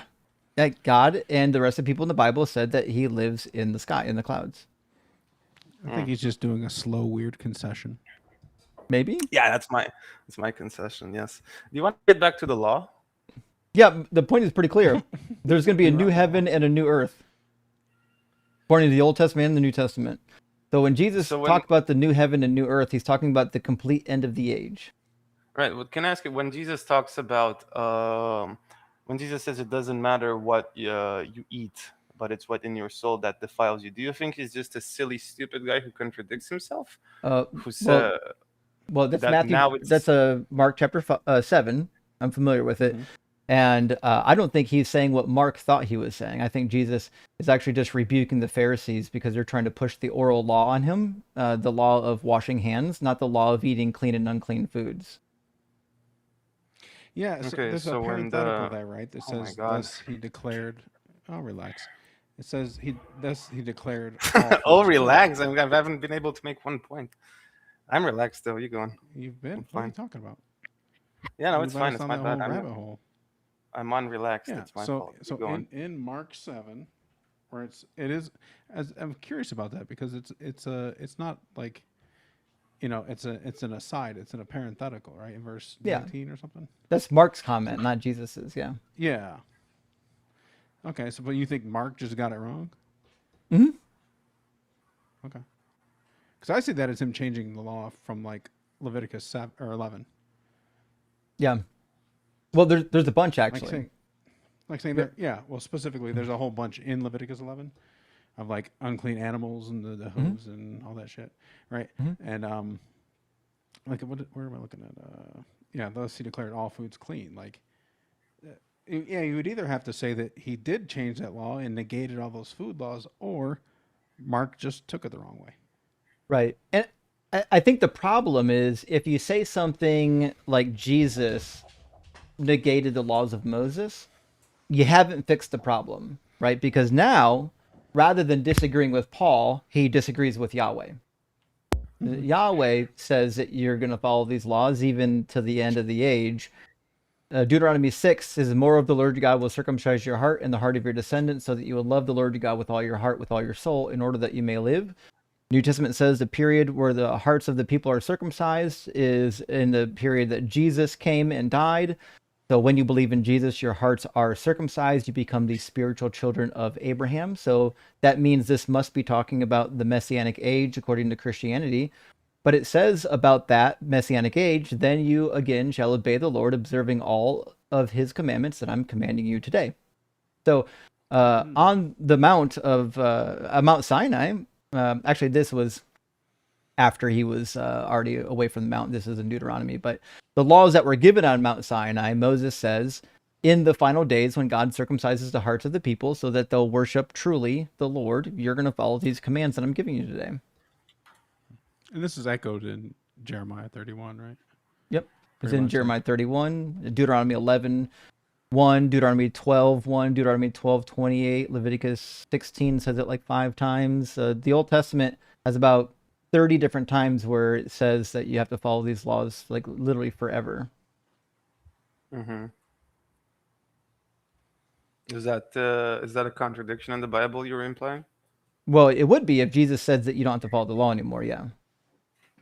So what is your point here? Because you're either saying that there are contradictions in the Bible and the law is changed, or you're saying that in fact the laws never did change and we as Christians are sinning for eating pork, for example. Or You're drinking alcohol. Paulians. Yeah. Right? You follow, So- you follow Paul. Okay, so there's no contradictions in the Bible. The issue is we follow Paul instead of Jesus. That's your... Well, Paul Essentially. contradicts Jesus, but it's not a logical contradiction, right? It's just he's going against what he said, right? So Yeah. Paul Like, started... Paul says the law was a temporary schoolmaster. Right. So that's... Jesus says the law. You hang out with Muslims a lot. I have a very good Turkish friend. He says the same We type don't of hang stuff. out with Muslims. We're atheists. I heard you talk. I heard you talk for an hour to that guy. mean- well, to be frank, he doesn't I really. mean, we Muslim. He was- debated. Hanging out. That wasn't a debate. That guy didn't know how to tie his shoes. Come on. Well, But- I mean, that might be true, but we don't hang out with Muslims. We will debate them the same way we're debating you. But Well, listen, you're using Muslim arguments, is what I'm saying. no, 'cause those are Muslims are using my zero. arguments. My bad. So All right. here's the deal. We've gone on. I've got time for one more debate before I have to read super chats. So I want to get somebody in here right, to, man. Thanks for to hanging debate. But thanks for giving I so enjoyed much it. of your Sorry. time. I think we had Sorry a lot if of I upset fun. you or anything. No, you didn't Sorry if I upset was me. mean. No, it's okay. You were fine. All right. I had a good time. Yeah, yeah. No, All it's right. been way worse. Had way worse up here. Yeah. Yeah, you were fine. I wouldn't worry about that. All right. Kisses. Have a good have a good one. Cheers. All right, smooch. Yeah, in the way of apologists, I didn't find him to be problematic at all. I mean, you see the type of No. apologists we get up here. Yeah, he was. So there were like indicators, but he never hit the boiling point. Right. Yeah. Little My friends, things you could see where it's like, oh, Let me read a couple super chats, and then I'm going to get Audrey in here, and after Audrey, Joe, and we'll hopefully we'll have time to get to both of them. Andy, thank you for the $9.99 super thanks, and Dylan, good to see you tonight. Thank you for the $10 super chat. A parody of Belinda Carlisle. Oh baby, do you know what that's worth? Oh heaven is 7 layers unmirth. What's unmirth mean? I don't know. Oh shit! Now I gotta learn new words. I gotta look up here. I'm just laughing at the Belinda Carlisle. Sounds like a great song. Oh baby. Well, that guest Yeah, on Blue Heaven. TikTok. Blue Heaven was a classic. I don't even know it. You don't know Blue Heaven? No, Oh, it's great. I don't It's know it. great. Sorry. It's like an '80s anthem, Mm. like pop, like yeah. Maybe I should know it if it's in the You 80s. prob- I probably do. if you heard it, you'd be like, oh yeah. I know. Yeah, you're probably right on that one. Hey, Noodle Keeper, thank you for sending out 5 Deconstruction Zone gifted memberships. I appreciate that. And Jessica, Transmetal Alchemist, good to see you tonight. Any religious leader who is going to unite all Muslims and collaborate with Jesus in the great battle of good and evil must naturally have a clunky, ugly online forum designed back from the early 2000s. You nailed it. That was a horrible website. The minute you tell me that this special Mahdi is has a website, and it looks like it was done in like before CSS existed, we're gonna have some problems. Matthew Mulkeen, thank you for the super chat, friends, is sending in appreciation of Ems, whose name reminds me of Ems Dispatch. 1870, the famous telegram out of Prussia, edited by EMS, Bismarck. Oh, EMS? Oh, EMS Dispatch. No, Yeah, I think it's I think you're right. Yeah, maybe not. I don't know. Maybe not. I think it is. Yeah, it's got to be EMS Dispatch, No, right? because no. I think it's not. I think Ems is right. No, I think Ems is right because like 1870, the famous telegram. So it's no. Never mind. I think it is Ems. Edited by Bismarck to intentionally provoke Napoleon III and France into war. Well, I listen. Always send appreciation for Ems. Also, we've got Ems merch in the merch shop now, so definitely take a look at that. Ems is always doing that. Ems is always trying to provoke France into war. True. He's awesome at it.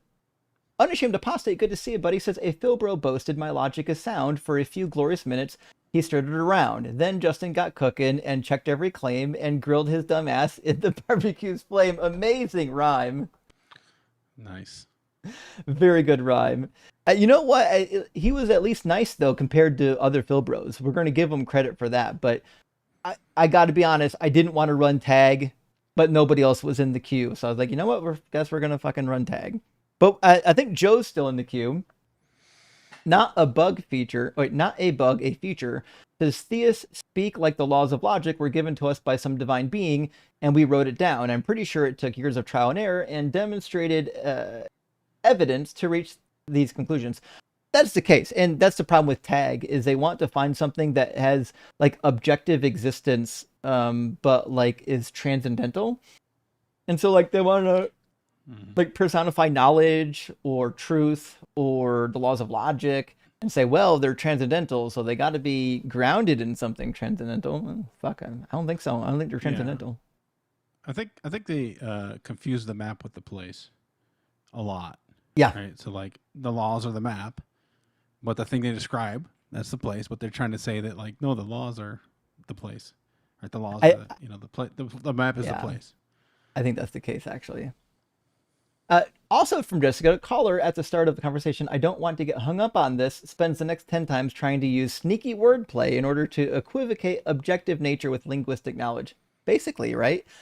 That seems to be the case. And if they can't do what Mac is describing, make me confuse the map with the place, well, then typically the tag argument just doesn't get anywhere.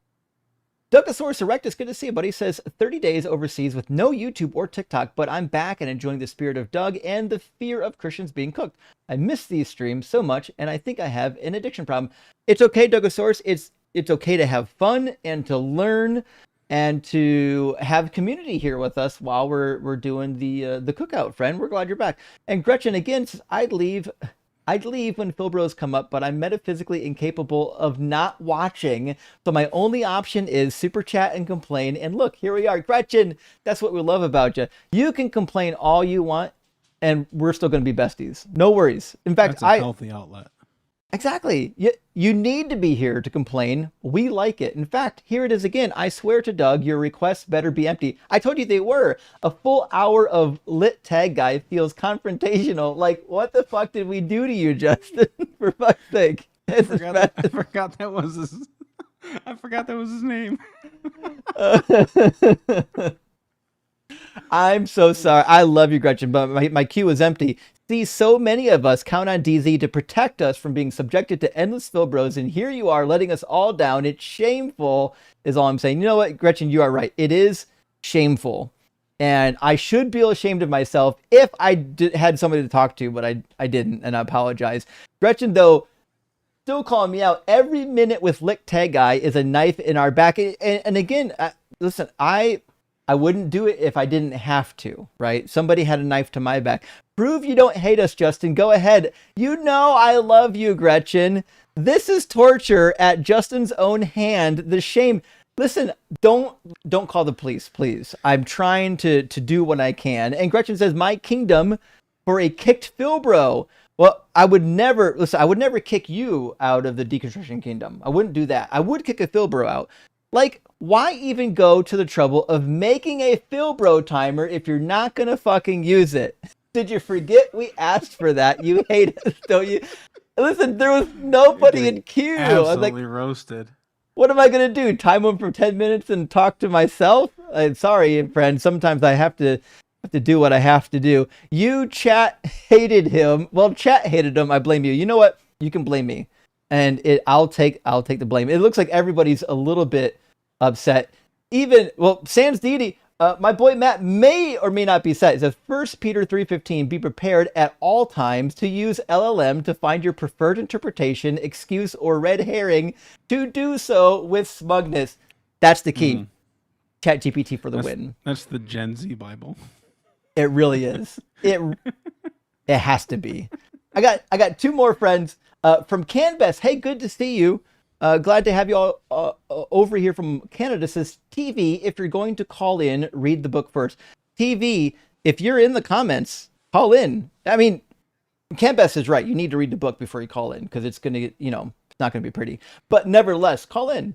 And Misha, good to see you tonight. Thank you for the $20 super chat. Lit tag guy being slow cooked gave off a pleasing aroma, which woke me up to catch this stream. Thank you once again, Chef Justin, for a good cookout. Rock hard bird dog. Misha, I'm glad that you enjoyed it. Somebody enjoyed the Philbro cookout, and I'm just glad that you let me know about it. Hope you're doing well, Misha. Let's get Joe in here, and hopefully we can have another robust conversation. How you doing, Joe? Justin, I'm doing well. How are you doing? It's been a while. It's the Joe. You're a celebrity over here, buddy. No, I've been listening to you from afar here because I always learn lots. Longingly. You are an expert at going down the gold mine and grabbing a nugget and saying it's garbage and throwing it behind you, and I come behind you and I find the nugget you have decided is garbage, and I find it and it's like, oh, this is actually gold. And so yeah, I you always all the fix me up. Yeah. Me. Yeah, you always correct me on stream. Good time. So hey, I was listening to your last conversation with the Orthodox gentleman.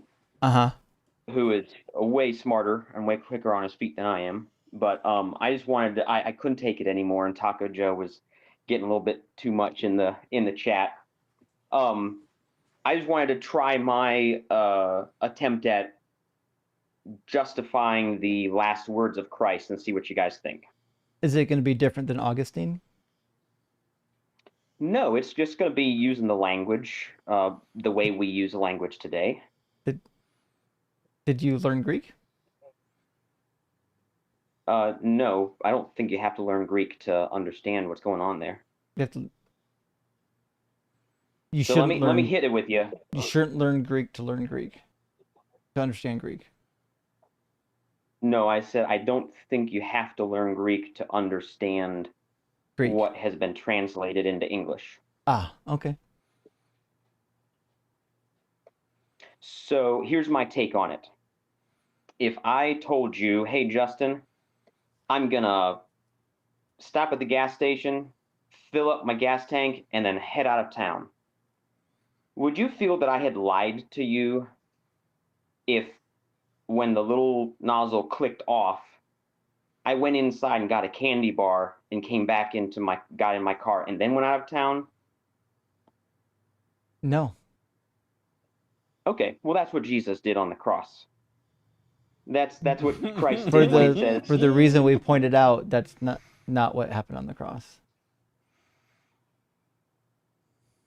I missed that. What do you mean it didn't?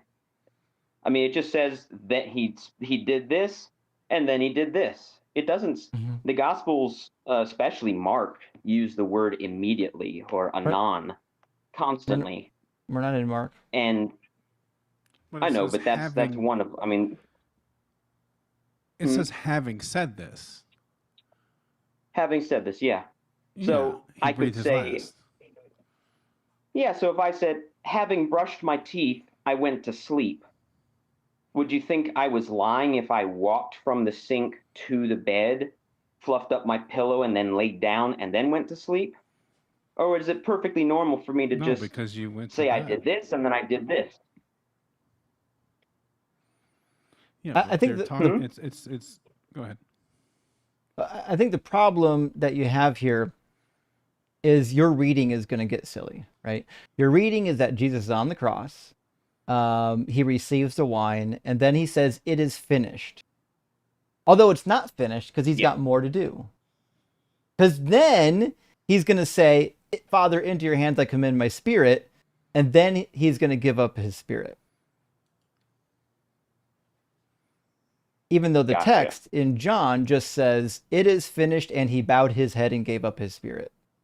Now, what you'll notice is the first "and," you want to put a gap in there. The second "and," you wouldn't, right? That it is finished, and he bowed his head, and he gave up his spirit. Did he give up his spirit when he bowed his head? Because that's the way you're going to read it. You're going to say, he bowed his head, and he gave up his spirit. That's happening at the same sequence, the same time. But the "and," it is finished, and he bowed his head. Well, no, there's a big gap there. Stuff happened in that gap. So is that the way you speak when you say "and" when you're giving a narrative? Does When I'm that doing- mean that absolutely nothing happens in there? Or don't When you I'm- add some other word like immediately? When I'm doing a narratival sequence, I don't think it's necessary to do immediately. You can string together the events using and. I think So I figured what out is, what bothers me breaks about this down about argument my so much. analogy of the man stopping at the gas station to fill up his tank and leave to go out of town? What's wrong with that analogy where he I didn't say the fills up his analogy tank? was wrong. It just doesn't adjust but the it actual is. grammar. Go But ahead, it is, Mac. right? It is because we're doing like an investigation here, right? It's essentially a trial. We're trying to establish what is true, right? If you said that on trial, you would get grilled if they had evidence. If you said, like, I filled up my gas tank and then I left, right? Well, that's not true. You went into you went into the convenience store, you went into the bathroom. You didn't fill up your gas tank and leave. You did these other things, right? Fair. If you said I filled up my gas tank and later I left, that's different, right? So what you're trying to do is you're trying to make this like an informal conversation between me and a friend, right? Who just says, like, would you, if I said this, would you? No, obviously my friend, I'm not going to grill him, but that we are grilling this thing here. We are trying to establish what is true and the actual order of events. So it is going to have a higher level of scrutiny, and the words are going to be looked at more carefully, right? So treat it like a Okay, fair trial, point. not like a friendly conversation. No, this is good because somebody okay, I came up. gotcha. This is not the first time I've heard this, and I was always kind of, because I heard this, it was presented the same way. I'm like, why does this bother me? What does it not? And that's what it is. It's that it's being phrased in like a conversational context when this is really like an investigatory context. And this is God's like revealed divine truth, right? There's no truthier truth than this. It shouldn't be casual conversation. I guess the question, though, would be, are the gospel authors writing it in the way that you're demanding of them to write it? And why would they be writing it according to 21st century expectations of a court shakedown? It's not just 21st century. Like the testimony in court has fundamentally been the same like since the Greek and Roman period. You tell a story. If you leave something out, it's presumed that you left it out on purpose, or that you're lying, or that you're telling a contradictory story. Well, but I mean, if you leave something out that is not deemed by the storyteller to be pertinent to his perspective on the story, again, like if I was being questioned and they said, "Where were you? What did you do?" And I said, "I stopped at QT or 7-Eleven, filled up my tank, and then I headed down to I-95." Nobody is gonna stop me and say, "Hey, did you get a Snickers bar while you were there? I knew it. You're a lying witness because you got a Snickers bar in addition to having filled up your Right. tank." I just don't see that going down in a courtroom setting. But again, it would be if you are being tasked with describing the events as they unfolded and you left that out, you're going to get questioned on it. You're going to get grilled on it, and that could become a serious problem. And again, the sentence structure in this verse in John 19:30 implies that it's a continual sequence. The aorist verb, it functions much like the vav consecutive in Hebrew, where there's not a break, right? When it says he said it is finished, and having bowed his head, having is in the aorist. It's saying there is a Yeah. sequence of events. He did this, and having done that, this is what happened next. There's no gap. Okay. So there could be a gap between it is finished and he bowed his head, but not in between. Could there be? But not in between he bowed his head and gave up his spirit. Where are you saying there cannot be a gap? In between finished and bowed, or in between bowed and gave up? So what I'm saying is that in the sentence structure we have, there doesn't appear to be a gap between him saying it is finished and then bowing his head. Because the way that the sentence is structured is that you have a continuation of the sequence using an aorist verb. Now, the next and, which is he bowed his head and gave up his spirit, that just like basic reading of the text, you would understand the reason why he bowed his head was because he gave up his spirit, and those happened at the same time. Okay. So there's no good reason to put a Gotcha. gap in there unless you're doing apologetics. Nobody reading this story on its own would think that there was a gap where something else happened. The only motivation to put a gap in there is because you want these two scriptures to match each other somehow or to not contradict each other. But you've seen me long enough. You know there's contradictions in the Bible. I don't know why we're going out on a limb for this one. Well, yeah, it seemed I was working on a sketch while I was listening, and perhaps I should have listened better, but it seemed like you were making a fairly childish argument about just the regular use of language, that because he said the word and, that means nothing else could possibly have happened in between there. And that's just, from what I heard, that's just not how we converse with one another. We leave out even significant details all the time. Even in that example of a courtroom shakedown where somebody's having to narrate what happened. Like if I said I left the gas station and got on 95 and headed wherever, like I just left out probably a half hour of driving that I did, tons of near miss accidents and all sorts of stuff that went on in the car and around me, but it wasn't important. And so Right. we don't plug it in that way. But I think- I will concede in the I did Gospel of not John, comprehend. Mhm. in the Gospel of John, he does include gaps, right? He'll say after this or sometime after. Like John is actually pretty good about giving you chronological gaps when they exist. Like you don't have to infer a gap just to try to make them harmonize. In the same chapter, he does it a couple times.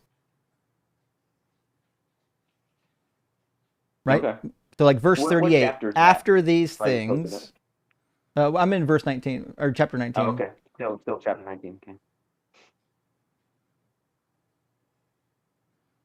Okay. Yeah, I see it. I think, and this is going to be some kind of parsing, but there's like I'm kind of seeing this like in like an engineer, like a developer, right? You have like events and then like sub events, right? Like when you gave the example of like brushing your teeth and going to bed, right? What you gave were two events, and then between them were some sub events, right? But what this verse is saying is like Jesus received wine, he spoke some words, and he bowed his head, right? So those are all like events. So if he spoke again, that would be like another event at the same level. It's not like he coughed or moved his foot or something, right? This would be at that same level and worth mentioning if there were additional words between it is finished and him bowing his head. It would be at the same caliber. I got you. Yeah, that makes sense. Okay. And listen, what Cool. we're not saying is that it's absolutely impossible to harmonize these. And you can certainly do it. What I am saying is that I think it's being unfair to what the text is actually trying to communicate by doing that. Gotcha. Okay. Does that make sense? Because there are some contradictions in the Bible, and you well know, that cannot be reconciled. There just isn't a way to do it, right? This is one of the ones where it does have a reconciliation. It's just not a good one because the grammar and the structure of the sentence doesn't really support it. It doesn't really seem like it's a good fit for what the author is trying to communicate. Gotcha. Well, I can definitely concede that is what it appears to be from what you've shown me. So I'm not going to press this point any further. Yeah. So it's been a minute since you've been around, Joe. You learned anything new since we talked last? I'm sure I have. I couldn't put my finger. I've learned about let's see, ERSs. Is that right? ERVs? No, ERVs. Yeah. Retroviruses. Learned a little Very bit about good. those. That's cool. That's definitely something I don't have an answer for. Okay. I've learned a little bit about some of the ice core dating, Nice, different cool. methods, and that's still the jury's out on that one in my mind. Check out But, coral ring dating. What core ring dating? Coral ring and coral fossil ring dating. You're gonna like it.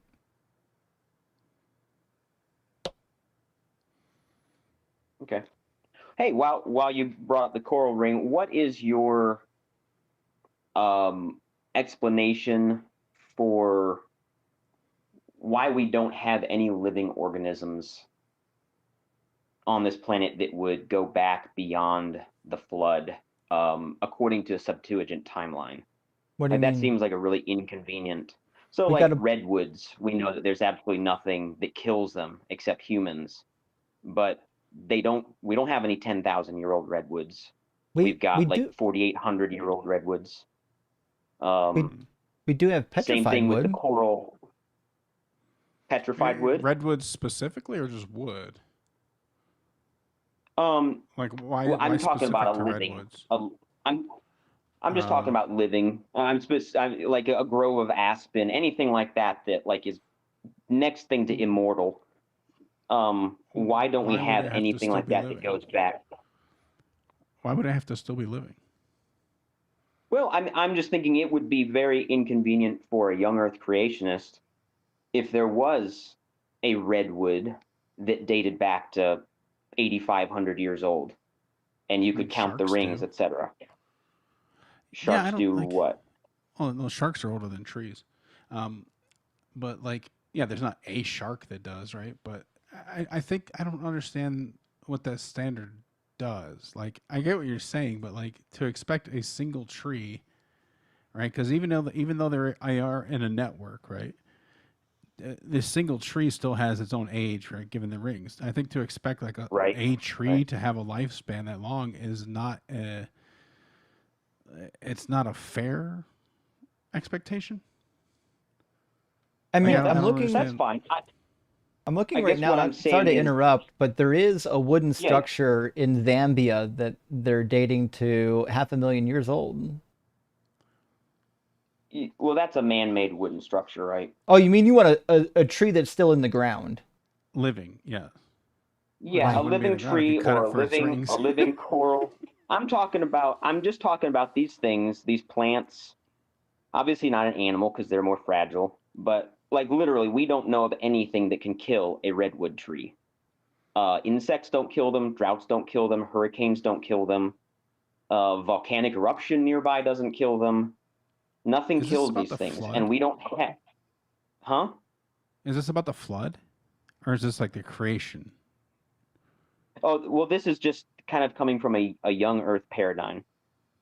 That So So you're talking about creation then, not just the flood. no, I'm talking about the flood, the great global reset Joe, you see that would this? have us finding Oh, sorry. Go ahead, that would Matt. have us finding living trees dating back to just barely after the flood. Same thing with the coral reefs. We don't have any living coral reefs that date any further back than just barely after the flood would have taken place. And I just think Yeah, that's very I don't think inconvenient for your worldview. I think it's an unrealistic standard, right? Things have a lifespan, so to say that there's nothing that's eternal that had like a hit start 4,500 years ago. I don't think that's a fair expectation to have. And I think, what do you do with things like the pyramids at Giza that were built about 180 years before the flood would have been? But they have no evidence of flooding. I reject those timelines because those are using Masoretic timelines as far as I'm aware. I could be mistaken about that. No, not the pyramids. You can date those he's using talking about Egyptian time. I think it's about dating of the flood, right? You don't think the flood you was... reference the pyramids. You reference the I pyramids. reference both. Yeah. Yeah. So you mean I guess which do you reject, Okay. the flood timeline or the pyramid timeline? I reject the Masoretic flood timeline. I accept the Septuagint flood timeline. So And what is that? About That would 3,200 BCE. I think it's a little further back than that. A biblical archaeology Septuagint, review I may said have my numbers. around I 3,000. may have my numbers wrong. I can look it up here. Let's see. Maybe it's not important for our discussion, but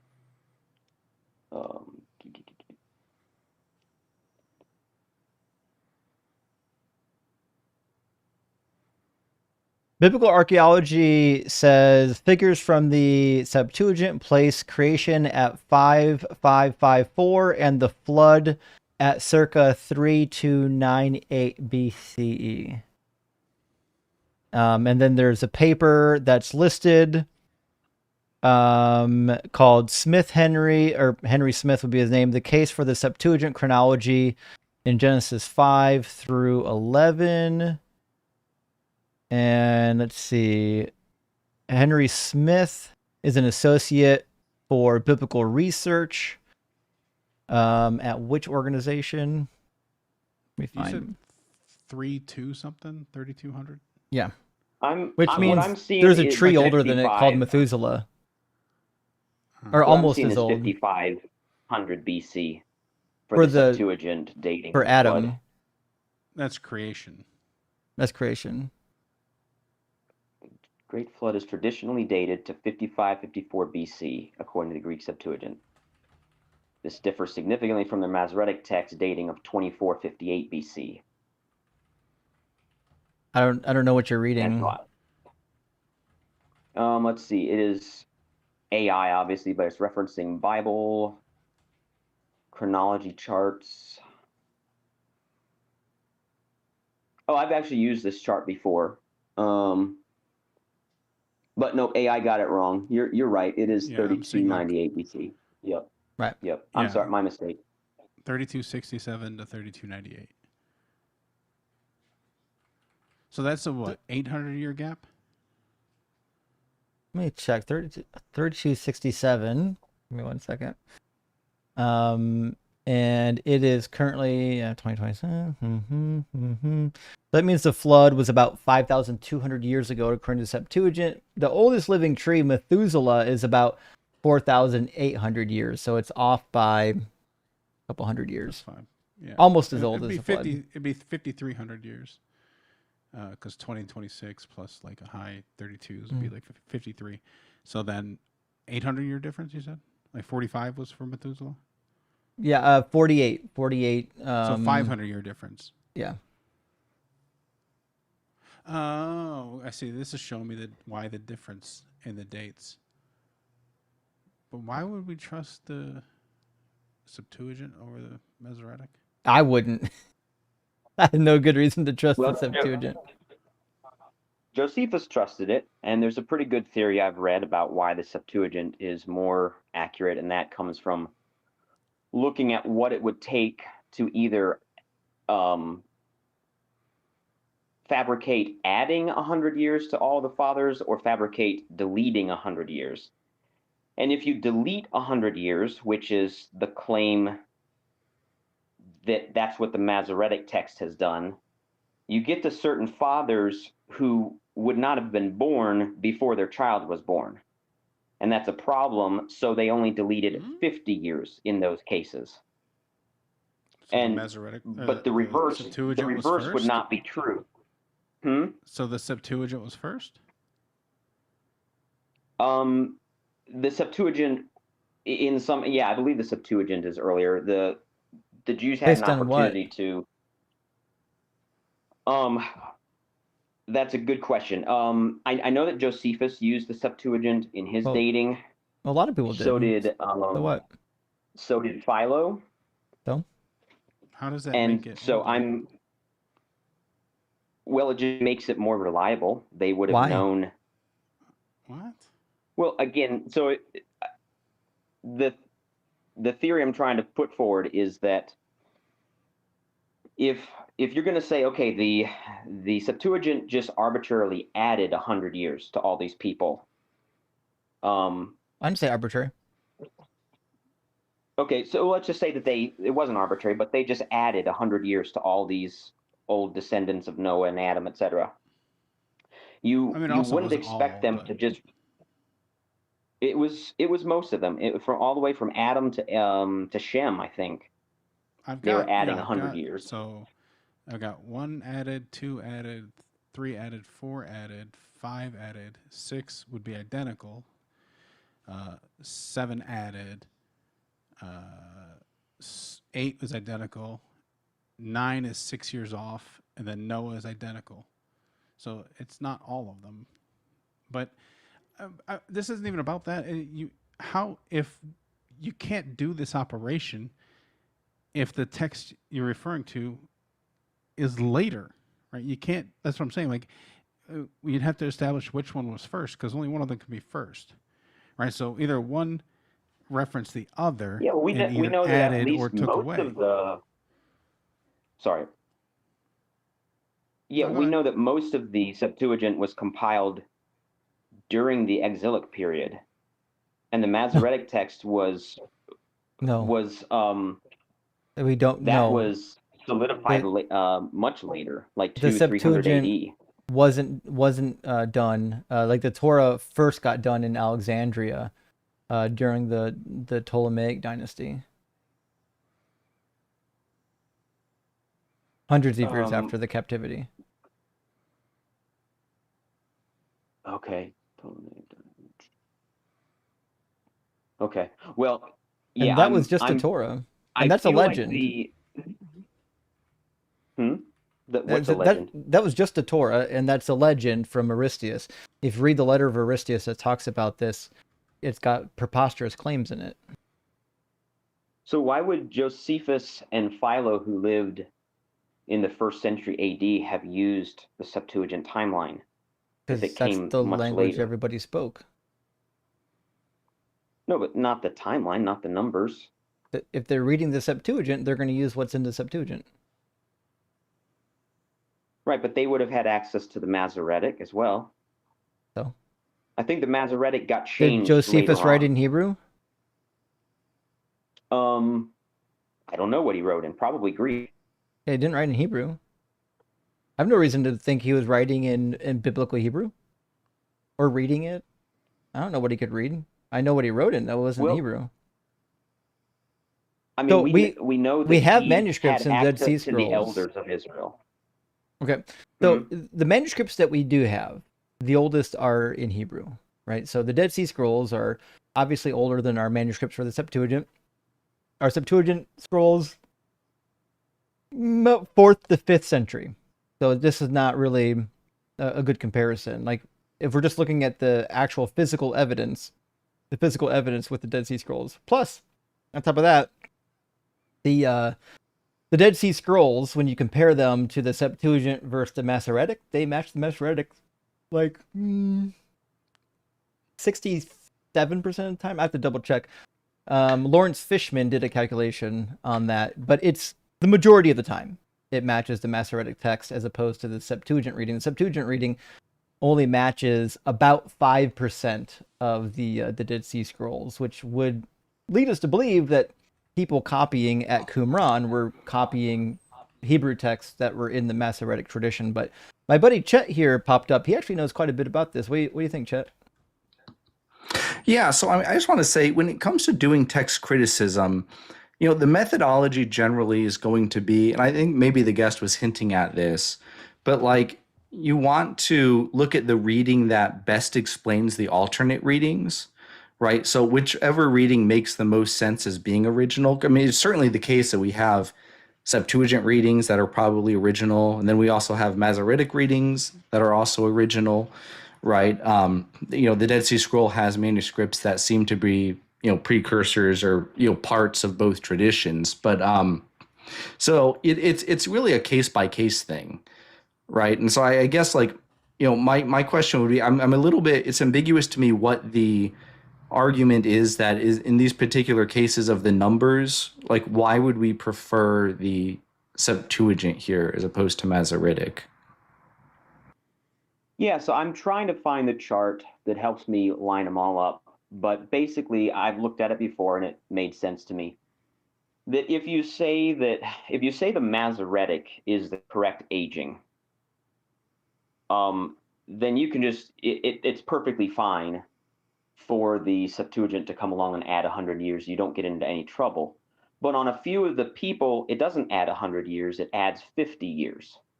And you would say, well, why would they just randomly pick somebody to only add 50 years? Well, if you run that backwards and you say the Septuagint is the correct timeline, what would you have to do to shorten those lifespans the way the Masoretic text does? And when you get to those few characters, 50. yeah, there's let's see, the age of son's birth. Can you give me the big screen, Justin? It's not helpful because we're on YouTube. Oh, okay. Oh, okay. Yeah. Okay. Yeah.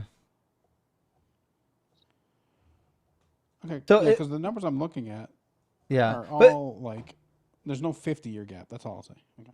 Plus, numbers aside, the numbers in these texts are going to be different because sometimes people who are writing later are correcting or trying to correct older texts. So, like in Chronicles, the numbers of David are constantly being propped up by the chronicler. He's telling the same story as Samuel, except in his version, rather than killing 700 charioteers, he kills 7,000. Rather than killing 1,000 warriors, he kills 10,000. Right. So my point is, it's not uncommon for a text that comes later to adjust the numbers for one reason or another, even just not understanding how the numbers should have been interpreted in the first place. Okay. So if you look at Nahor, the Septuagint has him at 79. The Masoretic has him at 29. So there's a case where if you were to say the Septuagint, the Masoretic is correct, it would be very random for the Septuagint to come along and add 100 years to everybody else, but then this one character they only add 50 years to. But if you go in reverse and say the Septuagint is correct, then you can't subtract 100 from 79 because you get a negative number, and the guy's not even born yet when he has his child. So you should only subtract 50 years from that individual. I'm not sure I know what you're referring to, no. Okay, I think I understand. I might be able to explain. So I think what he's saying is there's a particular method that's being applied one way or the other, where either a certain particular number is being added or subtracted. And what he's saying is if it's addition that's going on, you should be able to do addition to every single person in the lineage. However, if it's subtraction that's going on, the subtraction is only going to be possible if the people exceed the number of years that's being subtracted. Sure. And since Nahor, you can't subtract the 50, this explains why that would be the exception, which is that it's subtraction rather than addition that's going on, I think. And again, I don't know the text well enough to verify that that's in fact the case, but I understand the argument. Yeah. A couple of issues with that. One, they didn't do that operation for all of them, right? Where they could have, right? You have Jared, who was 162. That could have been made 62, but it wasn't. It was the same. Methuselah, the same thing, 187 years old. Could have stayed the same. Or it could have changed, stayed the same. Noah, 600 years, could have changed, stayed the same.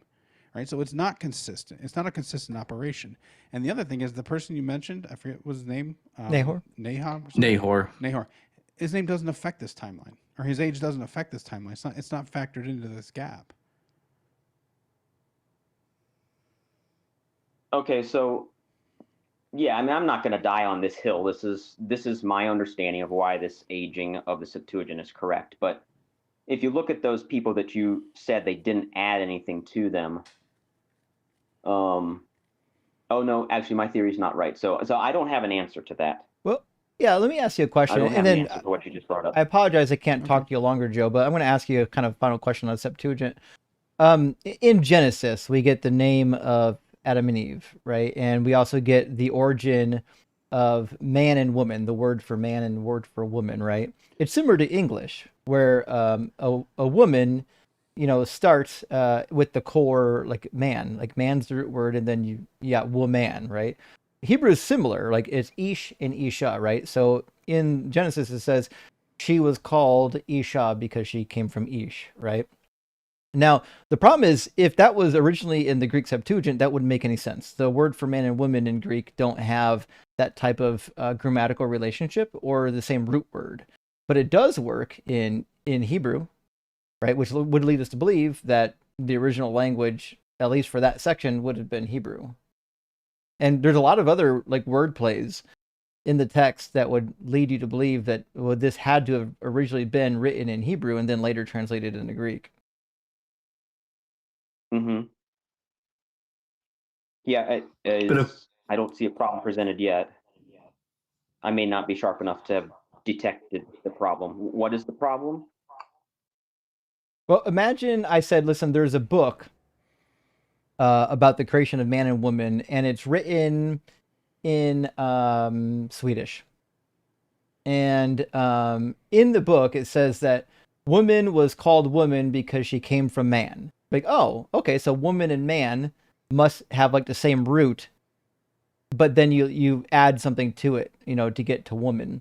But then you go to Swedish and you're like, actually, that's not true. Man and woman are entirely different words in Swedish. Like, so this couldn't have originally been written in Swedish, had to been written in a different language, where man and woman had the same root word. Yeah, it's not a Yeah, I derivative. think So you in might Greek, be- woman is not a derivative. I got you. Of Yeah, man. I may have miscommunicated. I don't believe the scriptures were written in Greek originally. I think they Oh. were written in Hebrew originally Then I'm and then confused. translated into Greek. Yeah, that's what we believe. Yeah, that would make the Hebrew first.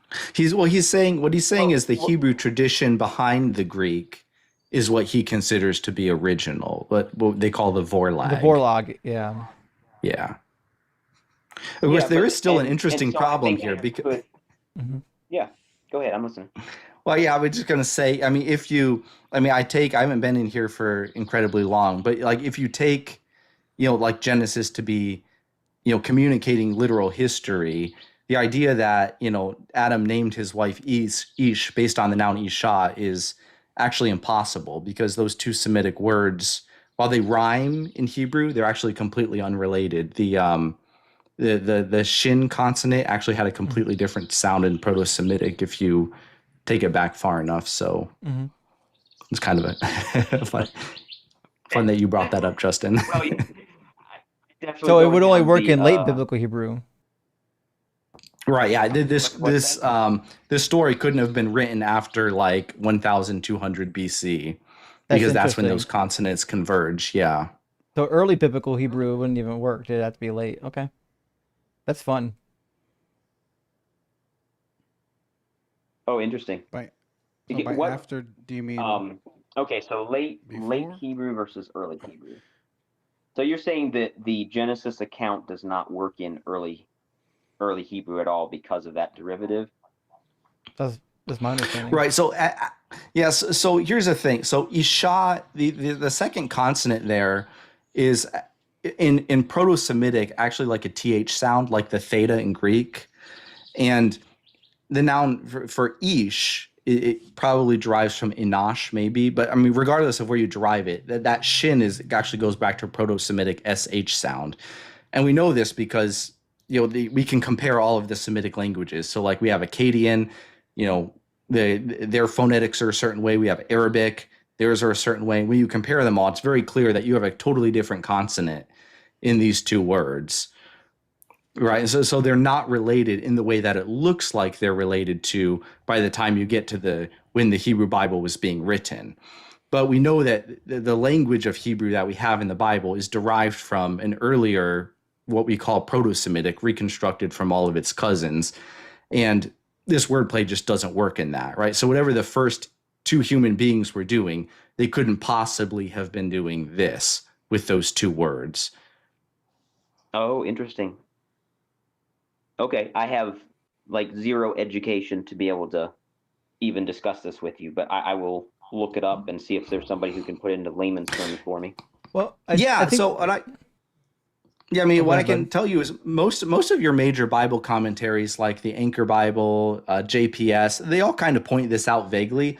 However, my professor did a paper. It's called, let me get the title of it for you, because it actually goes probably into more detail on this particular issue than anything out there. It's called Linguistic Clues on the Date and Canaanite Origin of Genesis 2:23 through 24. It's by Samuel A. Meyer. It's published in the Catholic Biblical Quarterly, and he actually shows all of the related Semitic words, so you can see how they reconstruct it. It's quite interesting. Okay, well, thank you for that. Yeah, you like Sam Meyer too. He's really readable. Cool. Oh, can I? Do you need to hang up on me? Unfortunately, I'm going to be. I got to end the stream here soon, but I'll be live again on Monday, Wednesday, Friday next week. Come and find me, bud. Okay. Thank you, guys. All right. Cheers. Yeah, it's good talking to you. Good night. It's a shame he has to start every conversation with Justin is lying, and I keep catching him lying. Weird. And then admit it, I'll concede on that. I have no idea why he does that. He could, if he hadn't opened with that, he could have just had a good conversation with us. Yeah, I mean, I think you did. You kind of brush that aside, right? Yeah. What are you gonna do, right? Like if that's what you expect from him, you just kind of brush it off. That is the expectation. Well, friends, I'm gonna try. I'm gonna try to get all the super chats read. I might end up going past my curfew, but you guys know in the summer I'm trying to do from 4 to 8 because I'm on a limited schedule over summer. So thank you for being here. I know that sometimes the short streams we don't get as many guests, and sometimes we don't get great guests. But we also had a stream go down again. I might have to go back to streaming in 1080p, or maybe just not streaming to Twitch. I don't know if maybe my internet connection can't handle it, or I don't know. I've got like. Are you doing 4K? I tried 4K and that worked mostly, but sometimes it would go down. So I switched to 2K and it's been going good for months.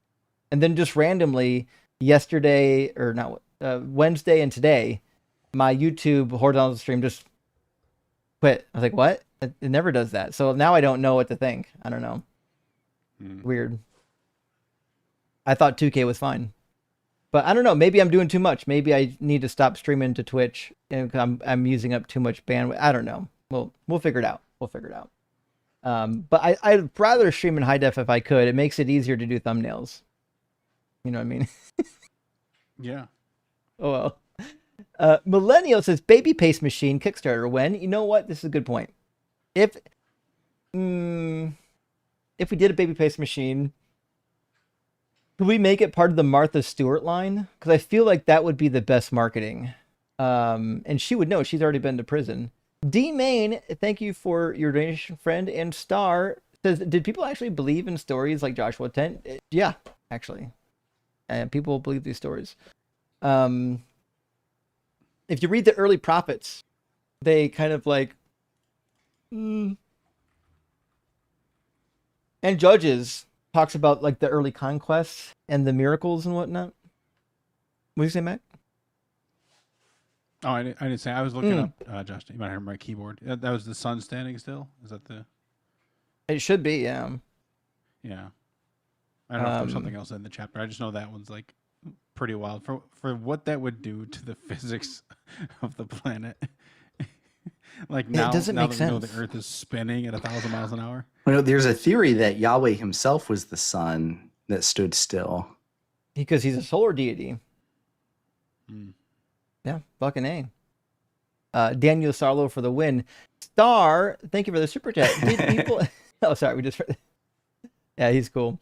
Survivor says, "What value, if at all, do you put into Rashi?"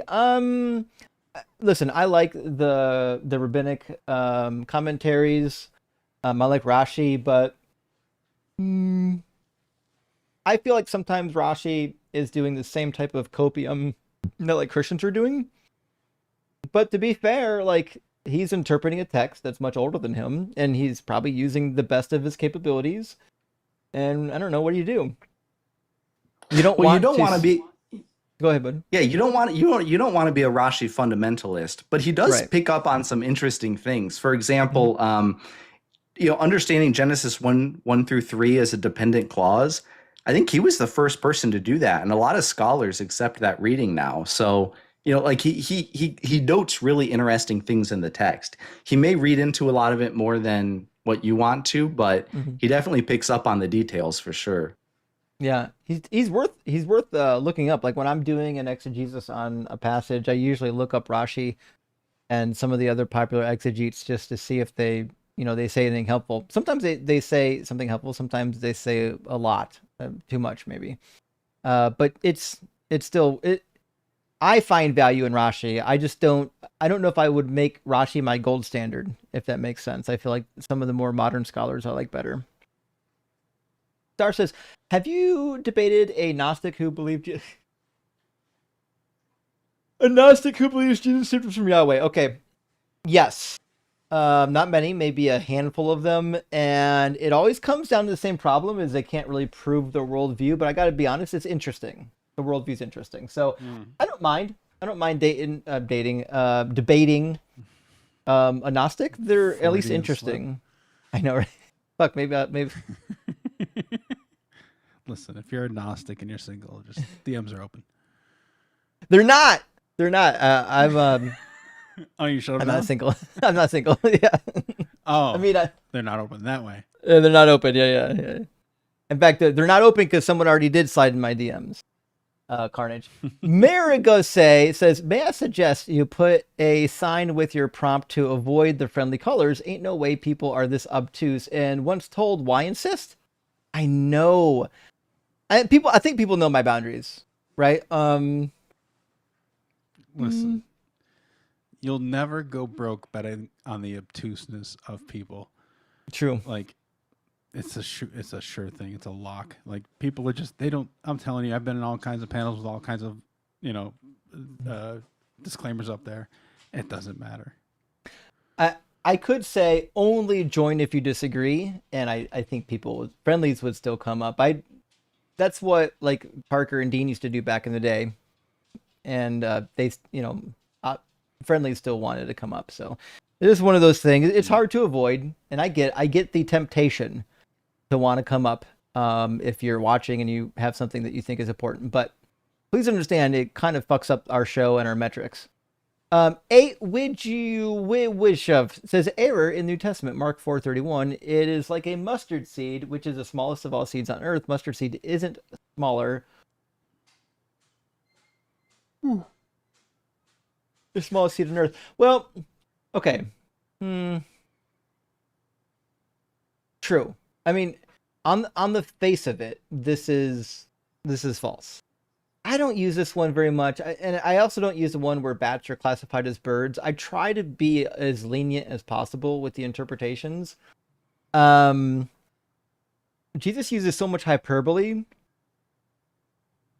and I don't know. He uses enough hyperbole that, like, I would be willing to grant Jesus that maybe he wasn't necessarily saying something true about every seed on the earth. I get it. But at face value, you're right. It's definitely an error. And it is wrong. I just don't know how well it would work in a debate. Like, if you're using that in a debate, there are so many other things that he fucked up that you can go to. This might not be the strongest case. I don't know. What do you think, Mac? I agree. I think this one's kind of a big so what. And also, like, There's certain things like if God said it, it's like, well, then it should be absolute knowledge. But if Jesus said it, it could be his human side talking. True. There could just be like he's talking to these people with something they don't understand. Like if he's like, it's like the seed of the rhododendron. It's like, what the fuck is that?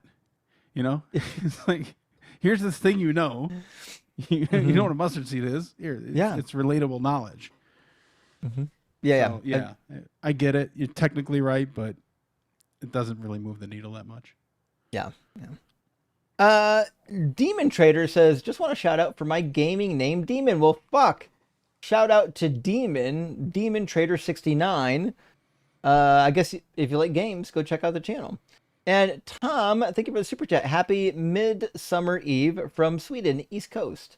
Midsummer is the best non-Christian holiday. Great to celebrate it as a non-religious holiday. Well, hell yeah. I think our Midsummer in the U.S. is the 21st, right? Is that when we do it? That's the solstice, right? Is that the same thing? I think solstice and midsummer are the same, aren't they? I could be wrong. Summer Let me solstice. check. I don't know midsummer. Hmm. I mean, I saw that documentary where they like drop people off a cliff. It says yes, but not That was exactly. not a documentary. I don't know. It's pretty convincing. The summer solstice is the exact astronomical event, the longest day of the year, while midsummer generally refers to the cultural and religious festival celebrated around the time of that event. Okay, so it might not have to be on the same day. So, but around the time. I wouldn't mind doing I don't know, pagan festivals. Fuck, why am I yawning? I need coffee. I can't have coffee because then I won't be able to sleep. Julie, thank you for the super chat. I heard some apologists say that Jeconiah repented, so Jesus being from the line of David is justified. Is this true? Also, thanks for all you do. Okay, Julie, this is trying to excuse Jeremiah 22:30 as saying God forgave the line of Jeconiah, so Jesus coming from Jeconiah is okay. Well, the problem with that is Jeconiah was never a king, right? So while God did have favor for Jeconiah, not Jeconiah, I mean Zerubbabel. Later, Zerubbabel becomes governor of the newly returned exiles, but he never becomes a king.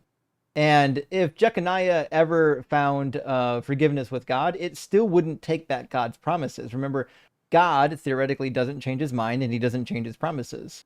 He says, "Count this man as childless, a man whose offspring shall not succeed in sitting on the throne of King David ever again." So if God took that back, that would just make God a liar. But I don't think he did. It's not in my reading, at least. Mixtress Monica. What's that? He did take back Nineveh. True, but there was no if, right? And what he told Jonah, there was no if, or no, That's a good point. It will be destroyed. I'll have to reread that. Did he say Jonah? Now I got to go back. Did he say to Jonah that he will be destroying them, or did he say to Jonah, "Tell them I'm going to destroy them"? I believe it is cry out that they will be destroyed. Let me see. Yeah. Now I'm curious. It's been a hot minute since I did Jonah. Go at once to Nineveh, the great city, and cry out against it. For the wicked. Yeah, it's not in that verse. It's a number of days. Right? Yeah, 45 days or something. Yeah. Okay, it's got to be towards the end of the book then. Hold on. Chapter 3, maybe.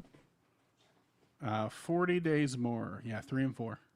Okay, yeah. Get up and go to the Nineveh. Say, proclaim and say. So Jonah set out Nineveh according to the word of the Lord. Now Nineveh was an exceedingly large city. 3 days Jonah began to go to the city and cried out, 40 days more, Nineveh shall be overthrown. And the people of Nineveh believed God, and they proclaimed a fast, and everyone great and small put on sackcloth. Yeah. So I mean, he tells Jonah to go say a thing. It's interesting. Mm-hmm. I mean, if you're reading the story, you kind of have to assume that God wasn't telling Jonah to lie, but God does do that at times. He does lie. Yeah. Well, that's what Jonah basically says, right? He's like, I knew you weren't going to do this, but you made me come here and say that you're going to do it. True. Yeah, when he's pouting in the 4th chapter. Yeah. It's true. Doesn't this happen with Isaiah and King Hezekiah? I think it When might. when Hezekiah is sick, doesn't Isaiah, God tells him like, you're going to die, and Isaiah's like, yes, you're going to die, and then Isaiah Mhm. walks away, and then God's like, oh yeah, he repented, go back and tell him he's not Right. gonna die. He's like, oh okay, you're not gonna die. And the same thing with Abimelech. Remember when he shows up to Abimelech, he says, "You're a dead man," but he wasn't going to kill him. Yep. Yeah. In fact, he Was that for says, "It was Sarah? I who kept you from sinning against me." Yeah. So interesting. Mixed Monica says, "Hey Justin, which are you using to convert Arabic to English? I like how it highlights the words rock hard for Doug. Thank you." I'm on typically Quran.com. When I pull up the verses, you can hover over the text and it'll show you the basic gloss. And then there is a which lexicon? There's a lexicon on Quran.com, but I forget which one. Nevertheless, that's Yeah. usually where I'm at. If there's a better one, I don't know about it yet. MB says, the supernova, what the heck? I know, well, that's obviously the supernova is the missiles that kill the demons, the devils.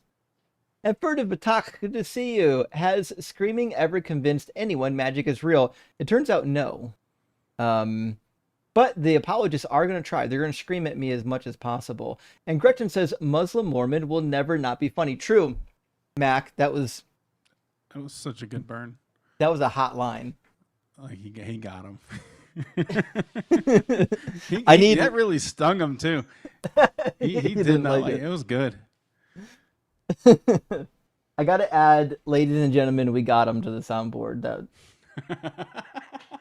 The Nights You Say Need says, starting a new TV show, Space Demon, TM, Rock Hard for Doug, and choking on Ian's hog. Oh, tomorrow. Wait, Space Demon would be a fun video game, probably. Maybe, be like Galactica. Eki Poe says, Space Demons, it's not Islam, it's Warhammer 40,000. It's a special form of Islam. It's more exciting. It's like the L. Ron Hubbard version. Mhm. Jay Wash says, the color of the letter 7 always smelled like fresh cooked theist to me. True. That is the case. And MB says, who needs Netflix when we got primetime entertainment like this for free? Muslim Mormon, I love the internet so much. Listen, that's going to be the line of the night, Mac. That's the winner. Mhm. Yeah. Yeah, he did it. Sufficiently Advanced Tautology says, you thought he was a Mormon Muslim, but he talked about space demons and outed himself as a Scientology Muslim. Hope he returns for more cooking. Should talk about his theta levels. I was about to say, do the missiles also kill Satan? Because I think that's what we got to find out. John Hates the Stupid says, it's heaven all the way up and turtles all the way down. I could go with that. I'm baffled by his interpretation of where heaven was. It was like heaven was outside of all of space. Like it just assumes that space has a boundary. Chris says that Muslim. Once you say that's where the stars are, then that's the universe. That's the entire universe. That's all of it. Yeah. That makes sense. Wild. Chris says that Muslim take fan fiction too seriously. He takes fan fiction too seriously. Yes, that is the thing. But when you grow up with it, it's not fan fiction. It's what you believe. And Jessica, thank you for the super chat, says you're all damned fools. You spend so much time worrying about the earthbound demons, you never take time to consider the threat of the space demons. Oh fuck! This is fair. This is fair. The Spanish Inquisition of theology. The Jews were right to have space lasers. I mocked them initially, but it turns out that they're necessary. Dak Penetroff says God created Muslim Mormons, so the Muslims would know how Christians feel. That's a good retrofit of that saying. And Envy says, LARPing as a Muslim and a Mormon. This man is the truest of LARPers. I thought maybe he's a LARPer at first, but No, he seemed pretty bought into that cult. So he seemed like he believed it. So I don't know. That guy looked like he could have been a distant relative of mine on my dad's side. Oh no, It was very He swarthy did. side of the family. Yeah. Zach Penetroff says the Florida State Seminole vesicles. Obviously, that's the team where sperm comes from. That explains a lot of things about Florida. Bethos, hey, good to see you. Thank you for the super chat. Just tuned in. It's Ems. Justin, how can I contact you about the Pussycats magnet mug, which I auctioned in the stream with John? Great question, Bethos. Just email me at justin@deconstructionzone.net. My email is in all of my profiles, my link tree, my YouTube page. I just need your address, and I'll ship it out to you, friend. No worries. And Night Tuesday says, ask him if his bride uses a booster seat anymore. Oh, Justice for Aisha. Wait, is he Muslim or libertarian? Muslim. Oh, okay. Yeah, this was a reference for Aisha. No, I know. Yeah, no, I know. I'm just saying that's the libertarianism boiled down to one sentence. Oh. My girlfriend shouldn't have to use a booster seat or a car seat. Yeah, I forgot about that. That's true. The manosphere is dangerous. Space Lord said... That's what Foucault argued, isn't it? I don't know, actually. Foucault, wasn't he into that, like, it's an infringement on children's rights? Yeah, I don't know. There's some real weirdness. There was like a libertarian like conference or whatever, and they asked the one guy. There was like a bunch of candidates like running for head of the Libertarian Party, and the one guy asked if they should be allowed to sell coca to a 6-year-old, and he said no, and he got booed. Oh, fuck. Yeah. Okay, then. So that's where that party is. Fucking name. Space Lord says, if the Crown was right about where semen is produced, then making eunuchs would be even worse. Ouch. True. Yeah. Making eunuch would be a hell of a job. It'd be akin to a bottom side lobotomy. And Furtive Patak says, Allah throwing stars at the YT stream, YouTube stream. True. That's why the horizontal went down. They got me, motherfuckers. Betha says, W Noodle Keeper, please keep your noodle. I think, wait, did we talk to Noodle Keeper or was he just in the queue? I forget. Matthew Mulkeen. Yeah, I don't remember talking to a noodle. Thank you for the super chat, Matthew. Says, resulting in the fall of Napoleon III and the unification of Germany in 1871. Hope you have your own podcast or show, Ems, after you retire from medicine. So this, I apologize, Matt. This must have been a follow-up to your prior super chat, which I didn't see. I didn't see the connection. The Ems, the Ems dispatch one, yeah. About the dispatch. And war. Yeah, you know what? I don't know why I didn't see those two come in together. It's weird. Betha says, yay, Justin is not a Platonist. True, I'm not a Platonist. And I get it. I'm not saying that people who are Platonists are dumb or wrong. I'm just saying I can't see why it would be true. What is that, like buying into forms mostly? Or like, what is that? Yeah. Okay. That doesn't make sense to me. Like, I get it, but like, it's hard for me to think that something that is completely non-physical could exist out there in the universe, and it's just waiting for us to create it in the physical universe. It doesn't make sense. Is that what it is? Yeah, there's a down, form, like a nutshell. Yeah, there's a form for everything. Like there's a perfect chair form like existing transcendentally. Pretty wild. Must be an Adirondack. Yeah, Platonic forms are so weird. Yeah. We need to talk, Justin, you and me, about ontology. I'm curious where you land. Yeah. I've got some. I know you've been thinking about it. I've heard you asking all the philosopher people about it. So I know you're thinking. I'm curious where you are on that. Yeah. For me, it's difficult to move away from materialism. And like even like when you look at the fields, like the quantum fields, like it still seems in the category of material. So I'm like, I don't know. I can't see a reason to believe in immaterial things. The best, maybe the only thing I would concede that could be immaterial is if time actually existed as a thing, but I don't know if it does. Like, for me. So I have a very linguistically based deflationary realism that I think I could sell to you. I'll try it Okay. sometime off Yeah, stream. we'll have to talk about that one. Jessica, thank you for the additional super chat. We all know David Hume is the greatest prophet of atheism. If a theist can refute something Hume said, they'll have refuted atheism forever. True. This is like people love quoting. Well, Bart Ehrman said, that's great. You're debating me right now. I know that there are other atheists. I'm not worried about their arguments. Secular felinist. Rock hard for Doug, simply wet for Sharon, and release the kitties. I'm sorry, the kitties. You'll see them on stream sometime late next week, maybe on Friday night. But not right now. I have to keep my door closed because my son will see me in here and come running in and not realize I'm on stream, and then he'll be on stream. Space says Hume didn't argue with that guy. What that guy said he did. Hume said that inductive reasoning is not a guarantee of what will happen. Sketchy summary. True. I mean, Phil Bros do have a tendency to misrepresent arguments, and that's what I told him. Is I don't think it's a guarantee that it will happen, but it obviously increases the likelihood because of all the priors. Richard says, keep fucking with Phil Bros, and you'll never break 1,000 viewers again.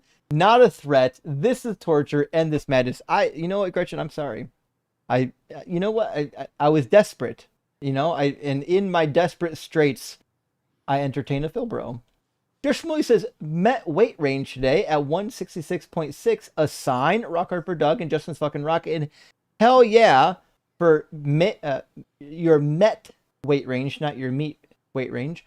That's awesome. I don't know like how tall you are, but if you're a guy named Shmuley, then I'm assuming that's a healthy weight for you. Most men are about my height or a little bit taller, and my ideal weight's about 160, 165. So that really should be a great weight for you. So congrats. And some Donkus says, take my 5 schmecklers, you wonderful man, Bob Saget. Some Donkus, thank you, and Bob Saget to you. Kurt says, every day the bar raises for dumber callers. It's truly amazing. Well, I got to be honest, the more intelligent callers are probably watching the stream and being like, I'm not going to fuck around with that. So you have, like, the ones that are going to call in are going to be the ones that really, they don't know what's coming to them. And Simeon says, gosh, Justin, thank you for stopping this guy from running tag. I was this close to converting. Praise Atheismo and Doug for saving me again. Hell yeah. I do need to work up a transcendental argument for Doug. Grounding all things. That needs to be a thing. But actually, it needs a scribal error excuse. Oh no. 105 billion. I don't know, like, what the scribal error thing is supposed to do for you. I think it's a way of admitting that there's a problem, but like saying, well, it's kind of expected. But once you introduce one scribal error, you have to ask yourself, well, what else could be scribal errors? How many could there be? At what level do they become problematic? Yeah, I think it's a way to preserve the God breathed thing. It's like, yeah, he breathed it, but he didn't write it. So there could still be errors because these are scribes, Scribes screw up. Yeah, we're humans. We fuck up. It's just a way to, like, it's still from God. It's just, God couldn't preserve it. Come on. Prisoner fan, good to see you, says, what do frogs wear on their feet? Open-toed shoes. That was good. Rock hard for Doug and Team Volta. Hey, Volta's kind of a favorite around here. I mean, I like Faraday's nuzzling, but Volta's a lot of fun too. Matt Schaefer says, this guy's incredulity that we don't know all his church's heretics is insufferable and feels like he'd argue for 30 minutes about what is means.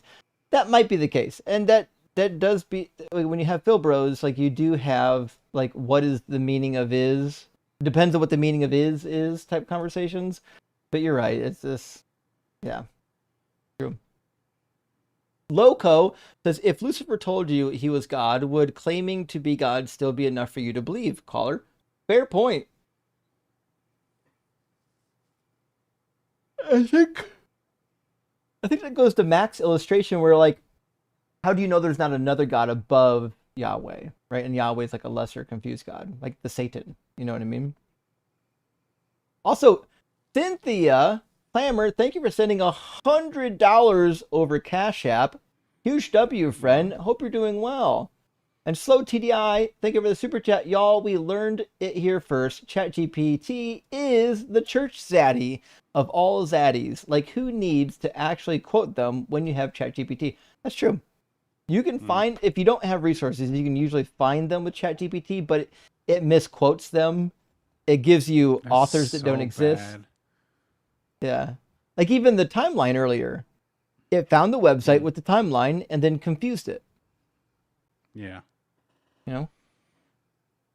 I mean, ChatGPT once told me that Moses existed before Hammurabi because it didn't know that BC the numbers go the opposite direction. So Higher number means after. exactly. GameGuy says Grok is a church father now. Exactly. Grok is doing the hard work. And Corey says, can flesh enter into heaven? If not, when was there a need for physical resurrection? Rock harder for Doug. So, according to the Hebrew Bible, yes, it seems that the resurrection of the dead would be in the flesh. And heaven wasn't like a spirit kingdom far away. Heaven was just like the sky above your head. And they didn't live in the sky. Heaven up there was going to come down here, and God would dwell with the people down here in physical bodies. This idea that we're all going to go to the heavens when we die is not really part of the Hebrew Bible, and it's not really part of the New Testament either. Josiah, thank you for the super chat. You got to give Christians credit. They managed to get a free education from atheists. True, they got me. They did. They got my ass. Yeah, I'm out here giving out free lessons. And Slow TDI says, what has he been doing this whole time? No one knows. It's a mystery. And Megs, good to see a friend back from eating awesome Mexican and having a margarita. I wish I was having a margarita. And find I haven't missed anything. Same crappy arguments. Meg, you know, every time you get a philosophy bro up here, the arguments are going to be like tag, some sort of precept. It's all nonsense. Go Aquinas' 5 ways. Resistance. Mhm. And this, my friends, is what religion does to one's brain. Rots to the core, leaving nothing but a husk like automaton behind, bumping into walls. That is kind of the case, right? I'm baffled by the amount of philosophy people that just couldn't be bothered to read the Bible. I'll never get it. The way they run from it is so funny to me. Because it's like, you don't believe in this God, man. You believe in a God and these dudes that talk about him. The God of It's so philosophy is weird. not the God of the Bible. Yeah. Yeah, and the God of the church fathers isn't either. Right. F. Dot, good to see you, buddy. Words don't mean words. Final boss, indeed. And word salad, final boss. Can best, thank you for the additional super chat, friend. Sorry about my TV comment in my super chat. Damn, you ADHD. Can best, I'm not worried about any of your comments, friend. You're a long, upstanding, long-time member of the channel. I got your back. I wasn't trying to throw shade. And ZK says, welcome to the deconstruction zone where we watch Justin and Matt carefully dissect a filibrosis ignoramus buffoonus. Very nature channel, very That was really good. David, what's his name? Oh, Adam Barrow. Attenborough. Yes, thank you. Thanks, chat. Trude Hell, thank you for sending out 5 DZ Debate gifted memberships. And Airland, thank you for the super chat. It was really apparent that they thought the heart contained the soul. True.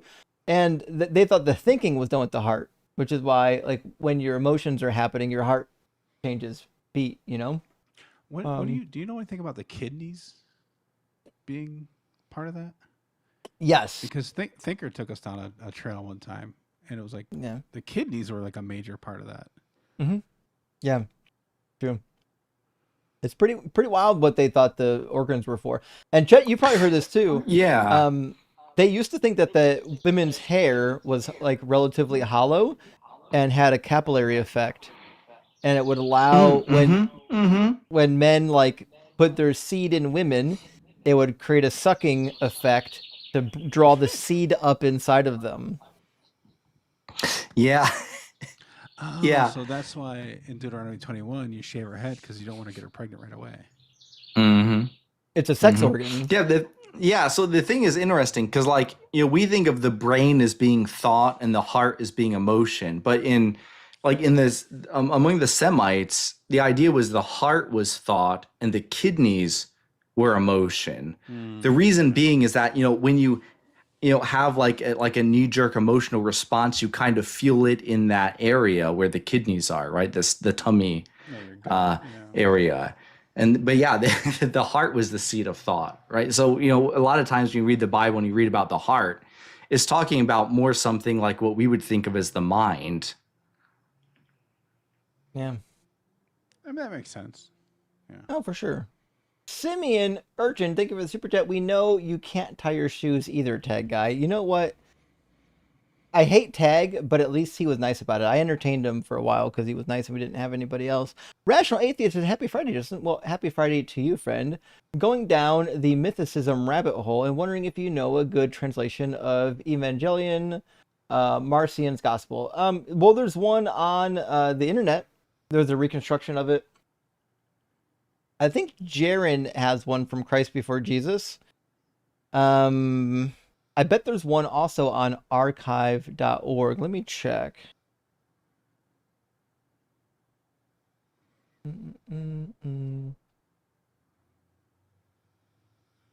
I bet there is one.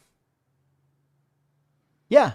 You should be able to find a book called The First New Testament on archive.org. I think it's going to have the reconstruction in there. It's by Jason Debune. A fancy name. Fuck. What a cool name.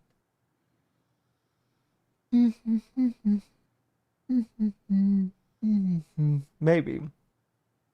Chapter 3 is titled The Evangelion. So that should have it. Resistant says, thank God. Oh, wait. Be careful. Don't be thanking God around here, my friend. And Genix Seed, thank you for the super chat. Do you think the new 6th edition NRSV UE annotated Bible from Oxford, Coogan, and others is a good buy? Yep. Unfortunately, they keep pushing it back. It's been delayed like 5 times now. It's not going to come to like Christmas. Yeah, it will be a good buy. Not is a good buy. Will be whenever that is. It's prophecy. Exactly. It's actual prophecy. It probably will come before fulfilled. Jesus, though. It will come before Jesus, I have a feeling. Before all of you are dead, it will be published. Actually, it's typological. It's just going to be a spiritual Bible. What do they call that? It's something in shadows. Foreshadowed. Types and shadows? No, it's like types and shadows for Paul. Yeah. That being said, yeah, the NRSV is great. The updated edition's great, but the new Oxford Annotated Bible is just the best. When it releases, I'll be getting one for sure. Base Ashera, great to see you. Thank you for the super chat. My microscope light burned out months back. That's terrible. And I finally got around to buying a replacement. I decided to treat myself and get a microscope camera too. I'm looking forward to uploading cool videos. You know what? I thought about doing that at one point because microscopes are really fucking fun. I love finding shit and putting it under a microscope, but I was like, you know what? I'm already doing too much, and there's already really cool science creators doing it, so I didn't do it. But when you get it happening on your channel, let me know, or in the Discord, let me know. I want to see it. And Resistance says viewership dropped while Lil Tag Whelp was up. Yeah, I mean, sure. Yeah, it happened. And then increased by almost 250, or by 250 almost immediately after he left. Coincidence? No, it's not a coincidence. Nobody likes watching the Phil Bros here. And I don't blame them. And if I could have brought somebody else up, I would have. And my deepest and sincerest apologies. Godwin, good to see you as well, friend. Justin and Mac are a great Marvel team-up. Actually, I really like Mac having team-ups with me. The Bible knowledge has absolutely no openings in the armor of Doug instead of the armor of Christ. Granite? Well, I mean, granite armor would be heavy, but maybe effective.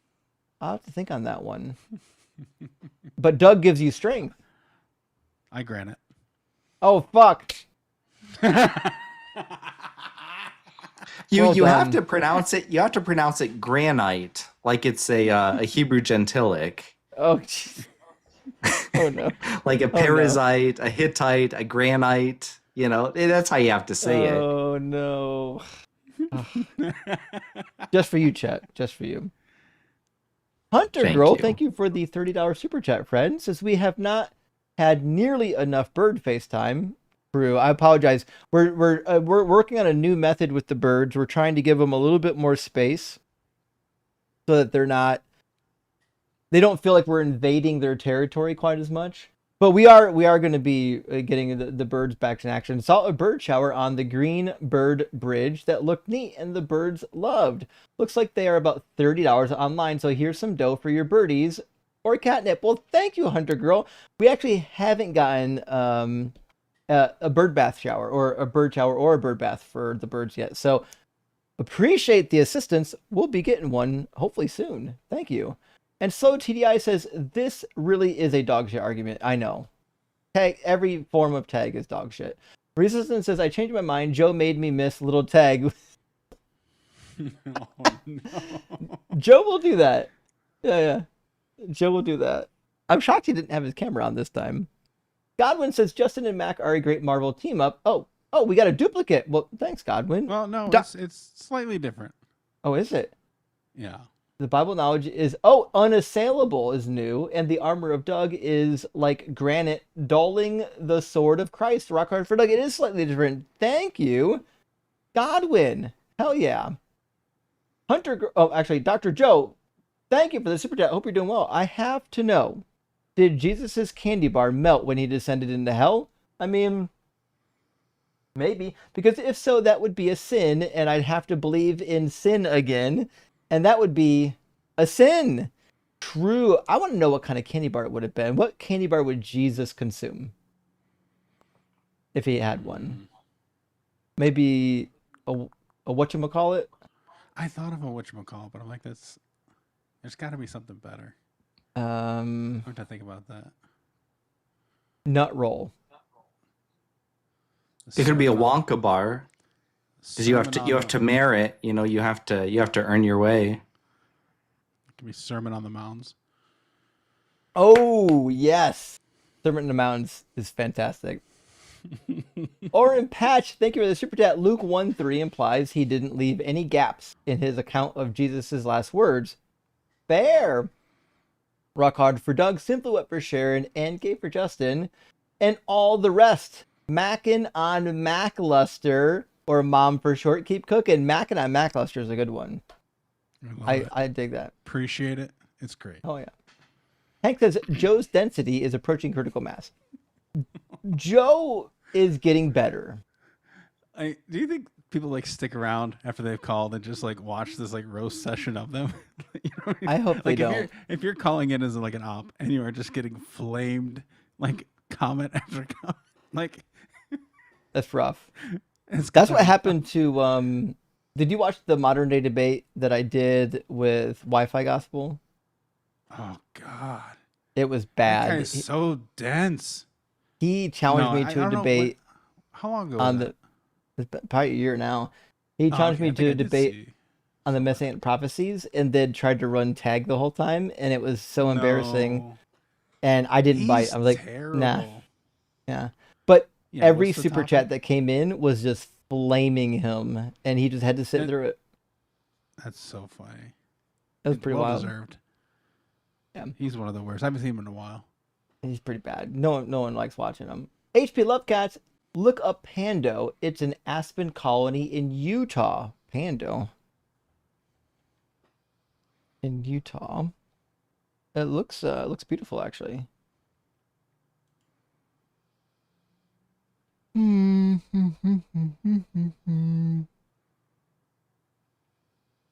don't know why I'm looking it up. It does look great though.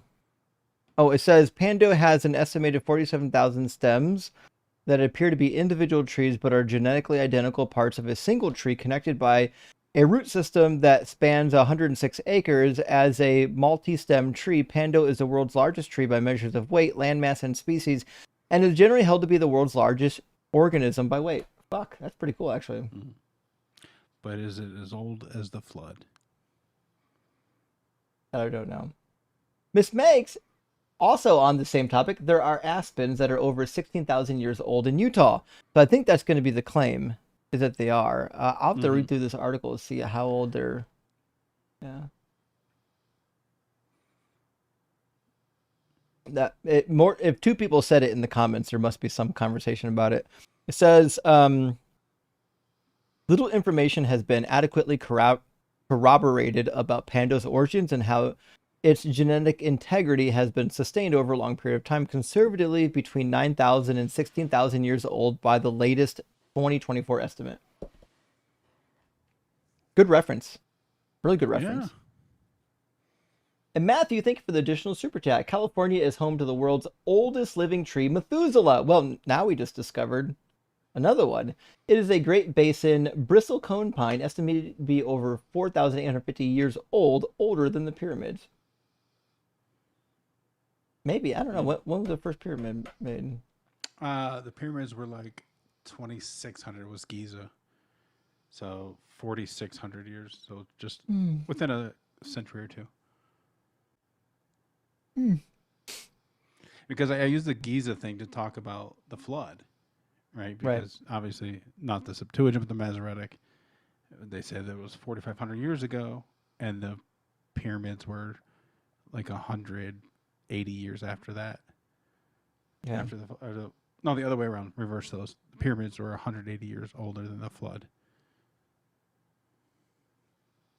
Design, hey, good to see you. Someone needs to find that 5,000 plus 1 year old tree and XX so that caller can count 5,000 plus 1 rings and shrug. I mean, yeah, that's usually the critical take from our opponents is you have to like literally prove every step of the process. And Gusta Bavnova says, nothing can kill redwoods, fire and drought can. That twaddle? Twaddle's a good word. Yeah. You can definitely kill a redwood for sure. And Simeon, with the follow-up, thank you. The pando tree is a colonial tree that buds to clone itself, and based on the root system alone, it's estimated to be around 14,000 to 16,000 years old. That's yeah, what we're reading way before the flood. And Matthew, again, thank you so much. Killers of redwoods, high winds, wildfires, drought, root disease, bark stripping by mammals, such as bears and wood rats. They make such really bad arguments and never try to challenge their own ideas. True. The problem with apologists is you're looking for an answer that makes you feel good about the Bible rather than the answer that appears the most be the most sensible or true. Space Lord says we all have human DNA records for populations all over the world going back 10,000 plus years, not every year, but there was no disruption for some silly flood. Yeah, I mean, yeah. But I mean, they're going to say that the dating's wrong, you know, carbon dating's not real. But if it's DNA, it's generational, right? You count the number of generations, you would still get there. But I don't know, actually. You know, how does that work? Yeah, I wonder what the apologetic for that would be. I don't know, actually. I don't know that much about how that works. Jeremy says Pandora in Aspen Grove is estimated to be over 80,000 years old. It might be a little overestimated, but thank you, Jeremy, for letting us know. I think we finally got to it. And you know who's pretty good on that stuff? Who's that? In like a layman, he can like relate it in a layman's way. Is Bash. Oh yeah. He'd be good to talk to on that. He's pretty good with like DNA and haplogroups and all that stuff. He really is. J. Panetary, thank you for the super chat, friend. Pando, the grove of quaking aspens, is estimated between 6,000 and 80,000 years old. Also, there was an ice age. Massive glaciers literally ripped the surface of the earth apart. Everything died. Rock hard for Doug. So Pando, a lot of people know about Pando. I don't know anything about it. I mean, I do now, obviously, but that's really interesting. I appreciate that. And Jeremy, these age ranges need dialing in. I know, yeah. The age 9 range to 16, might 14 to 16, 16 to 80. We're gonna need some. We're gonna need some certainty here. Pando, not Pandora. If I said Pandora, that's on me. I apologize. Critical Explorer, thank you for the super chat. Keep up the good work. Well, thank you, Critical. I appreciate your support, and I don't think we're going anywhere. Also, thank you for sending out 5 Deconstruction Zone gifted memberships. I super appreciate that, friend. Matthew, with another super chat, thank you. Also, oldest known cave paintings in the world are ancient hand stencils found in Indonesia, dated to at least 67,800 years old. Take that, young Earth creationists. No, not they care about facts. They don't. But the problem with like the cave drawings is they're going to say the same shit.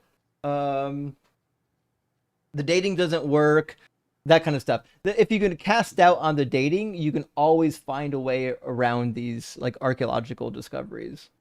And Julian, thank you for the super chat. How do you feel about John G. Gager's perspective of Paul, labeling him still a loyal Jew and making an attempt to shift most of the blame on pagans and other Christians for replacement? I've not read this author, but I don't know if I agree. He doesn't appear to be a loyal Jew. He fought Peter about it. He doesn't fucking know Hebrew. I don't know how loyal of a Jew he would be. This is a tough one. Maybe if I read the paper, I'd have my mind changed, but I don't find him to be a loyal Jew, especially if he thinks that you can get rid of the law. Lost in FRP, good to see you. Thank you for the super chat. In a young Earth creationist debate, nobody used stellar parallax measurements. Maybe this may help. Furthest measured 30.000 LY with a 10% error. I don't know what any of that means. Light years. I think 30. I think it's 30,000. It might be European. Okay. Like decimals for commas. Gotcha. Shit. Hey, William in the house. Good to see you, William. Thank you for the super chat. If I'm not mistaken, you said you have background in robotics, and since you know Hebrew and are knowledgeable about the Jewish culture, I feel if anyone could successfully make a golem, you could. I designed and worked with robots and automation 20 years. That was what I did to support myself. And I could build a robot to do anything you want to, just about. But people always ask me, like, hey, can I build a robot to do this or do that? The problem with designing robots is, while you can get a robot to do just about anything, the cost of designing it is usually the detrimental factor.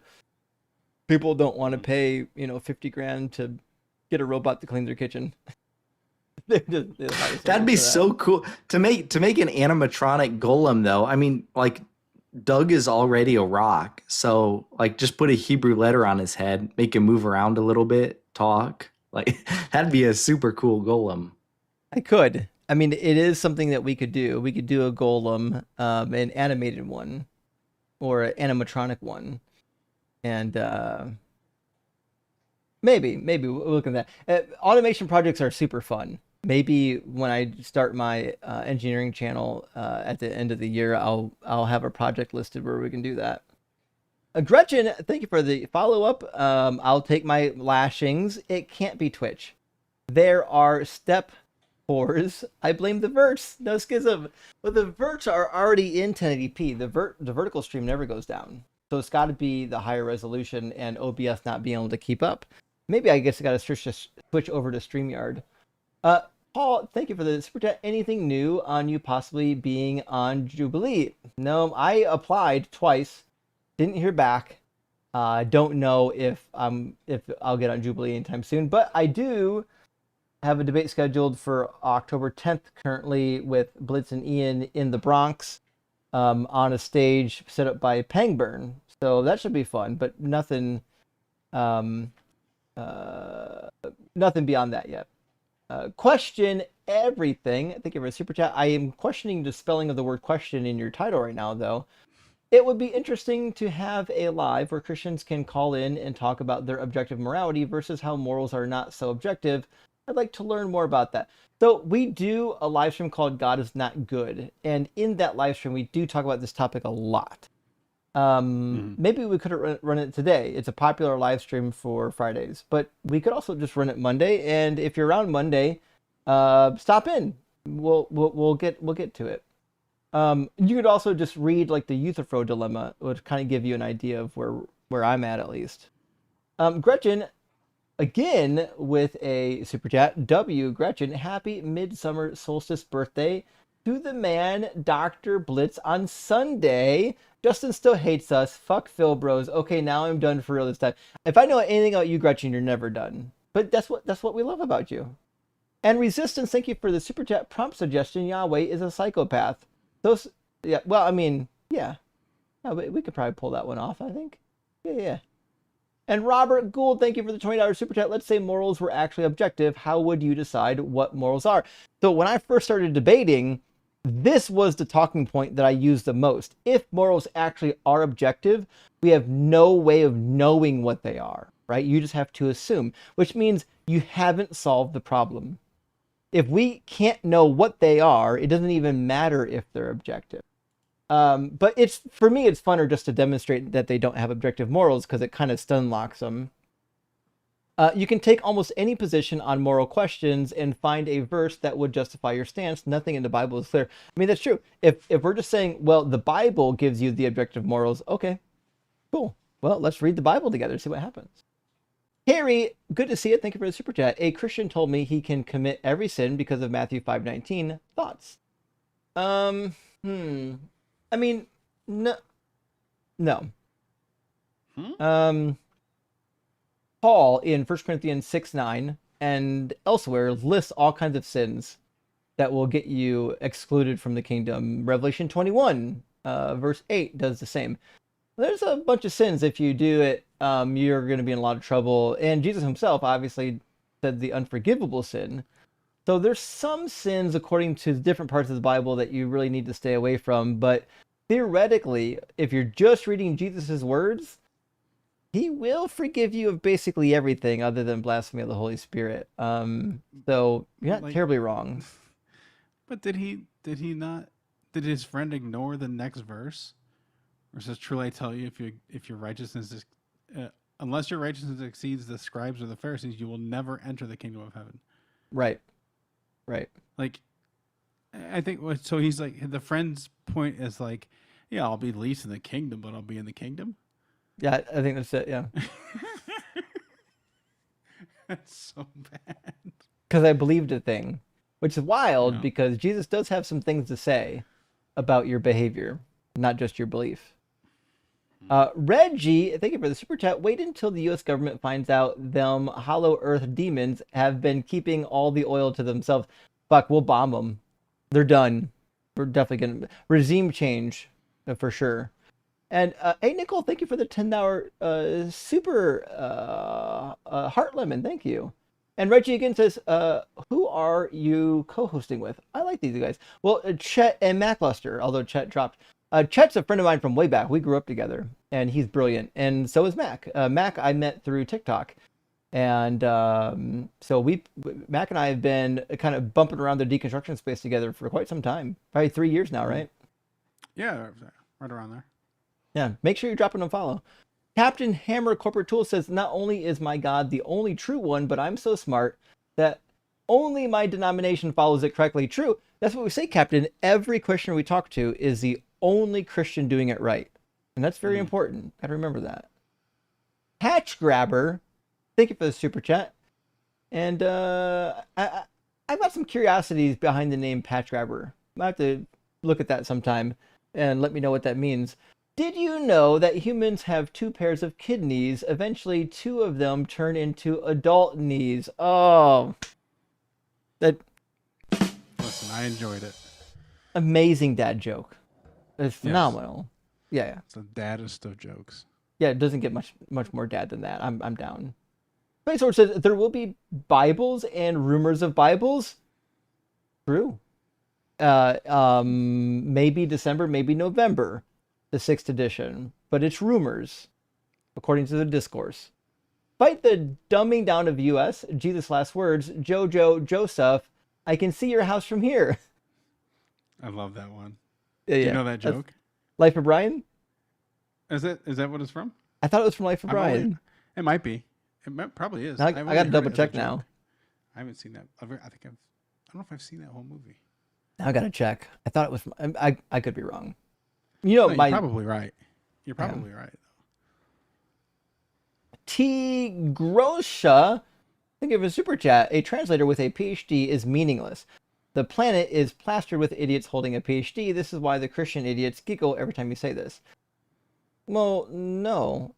When it comes to translating a text, you have to ask yourself, is the guy who doesn't know the language more likely to understand the original meaning of the passage better than the guy with the PhD. It's not saying that the guy with the PhD has to be right. It's saying that if you're going to question what the translation says, you should have some qualifications for it. Like even myself, I learned Greek and Hebrew in school. I did more Hebrew than Greek, but I'm not out here correcting translators. Like that's not my skill. It's not my task. That's not why I learned Hebrew. I think there's a misconception. Like an appeal to authority is not always fallacious. Right. But people think if you appeal to authority, and it's a fallacy. It's not. Like it's only a fallacy when it's fallacious. It's kind of, you have to know what the appeal is to determine if it's fallacious or not. Right. Yeah. And I get it. There are PhDs who disagree. But we can compare the translations and see where they disagree and if there's a good reason for the disagreement. But the texts we were referring to were pretty basic. But I get it, Gross. I get it that Christians don't really value education. And Godwin said, just make up an apologetic. That's all they do. Well, on the fly even. That's the goal. Hey, Jake Knapp, good to see you, friend. Thank you for the super chat. They all laughed when I said I wanted to be a comedian. Well, they're not laughing now. Oh, don't bomb. Don't do that. Oh, no. That was a fun joke. I haven't heard that one, Jake. Good to see you, man. I hope you're doing well. It's been a minute since I've seen Jake. Jake's and his brother doing the Exodus Brothers podcast. Design says, hey, Justin, have you heard from one Will Duffy? I've not. Unless it's in my spam folder. He said that he's reached out to you for discussion as your lives interferes with his cell signal. Huh. Let me check my email for a Will Duffy. But I don't think I have anything from Will Duffy. Let's see. I just type in Duffy. See if I got nothing from Will Duffy in here. Sorry. Tell him he got the wrong email. And Drew's Maximus says, do you think you'll get Mindshift as a co-host? I don't know if he wants to do debates. I like Brandon. I like him a lot. I'll probably do something with him eventually. But I don't know if he's interested in doing debates. If he is, I'd be more than happy to have him on the channel. I like him. So. Is he a YouTuber? Yeah. He runs a channel called Mindshift. Is he on TikTok as well? I don't think so. No. Okay. No. I mean, he might be now, but he wasn't. As far as I was aware. All right, who's live on TikTok that we can send everybody to, and also on YouTube? I'm going to check YouTube real quick. My friend Son of Kalu is live. So a bunch of people. Okay, let's do this. Go ahead. Mac, you pick our TikTok audience. I'm going to send everyone on YouTube over to John Cohen's stream. Type in John Cohen Unconvinced. John's on right now on YouTube. And if you're on TikTok, Mac, where are they going? Put it in the chat. Son of Kalu. Son of Kalu. You see it right there. Tell him Mac and Justin sent you. Thank you so much for being here, friends. Really love and appreciate you. Mac, thanks for joining me. Oh, always a pleasure. All right, friends, have a great one. We'll see you again soon.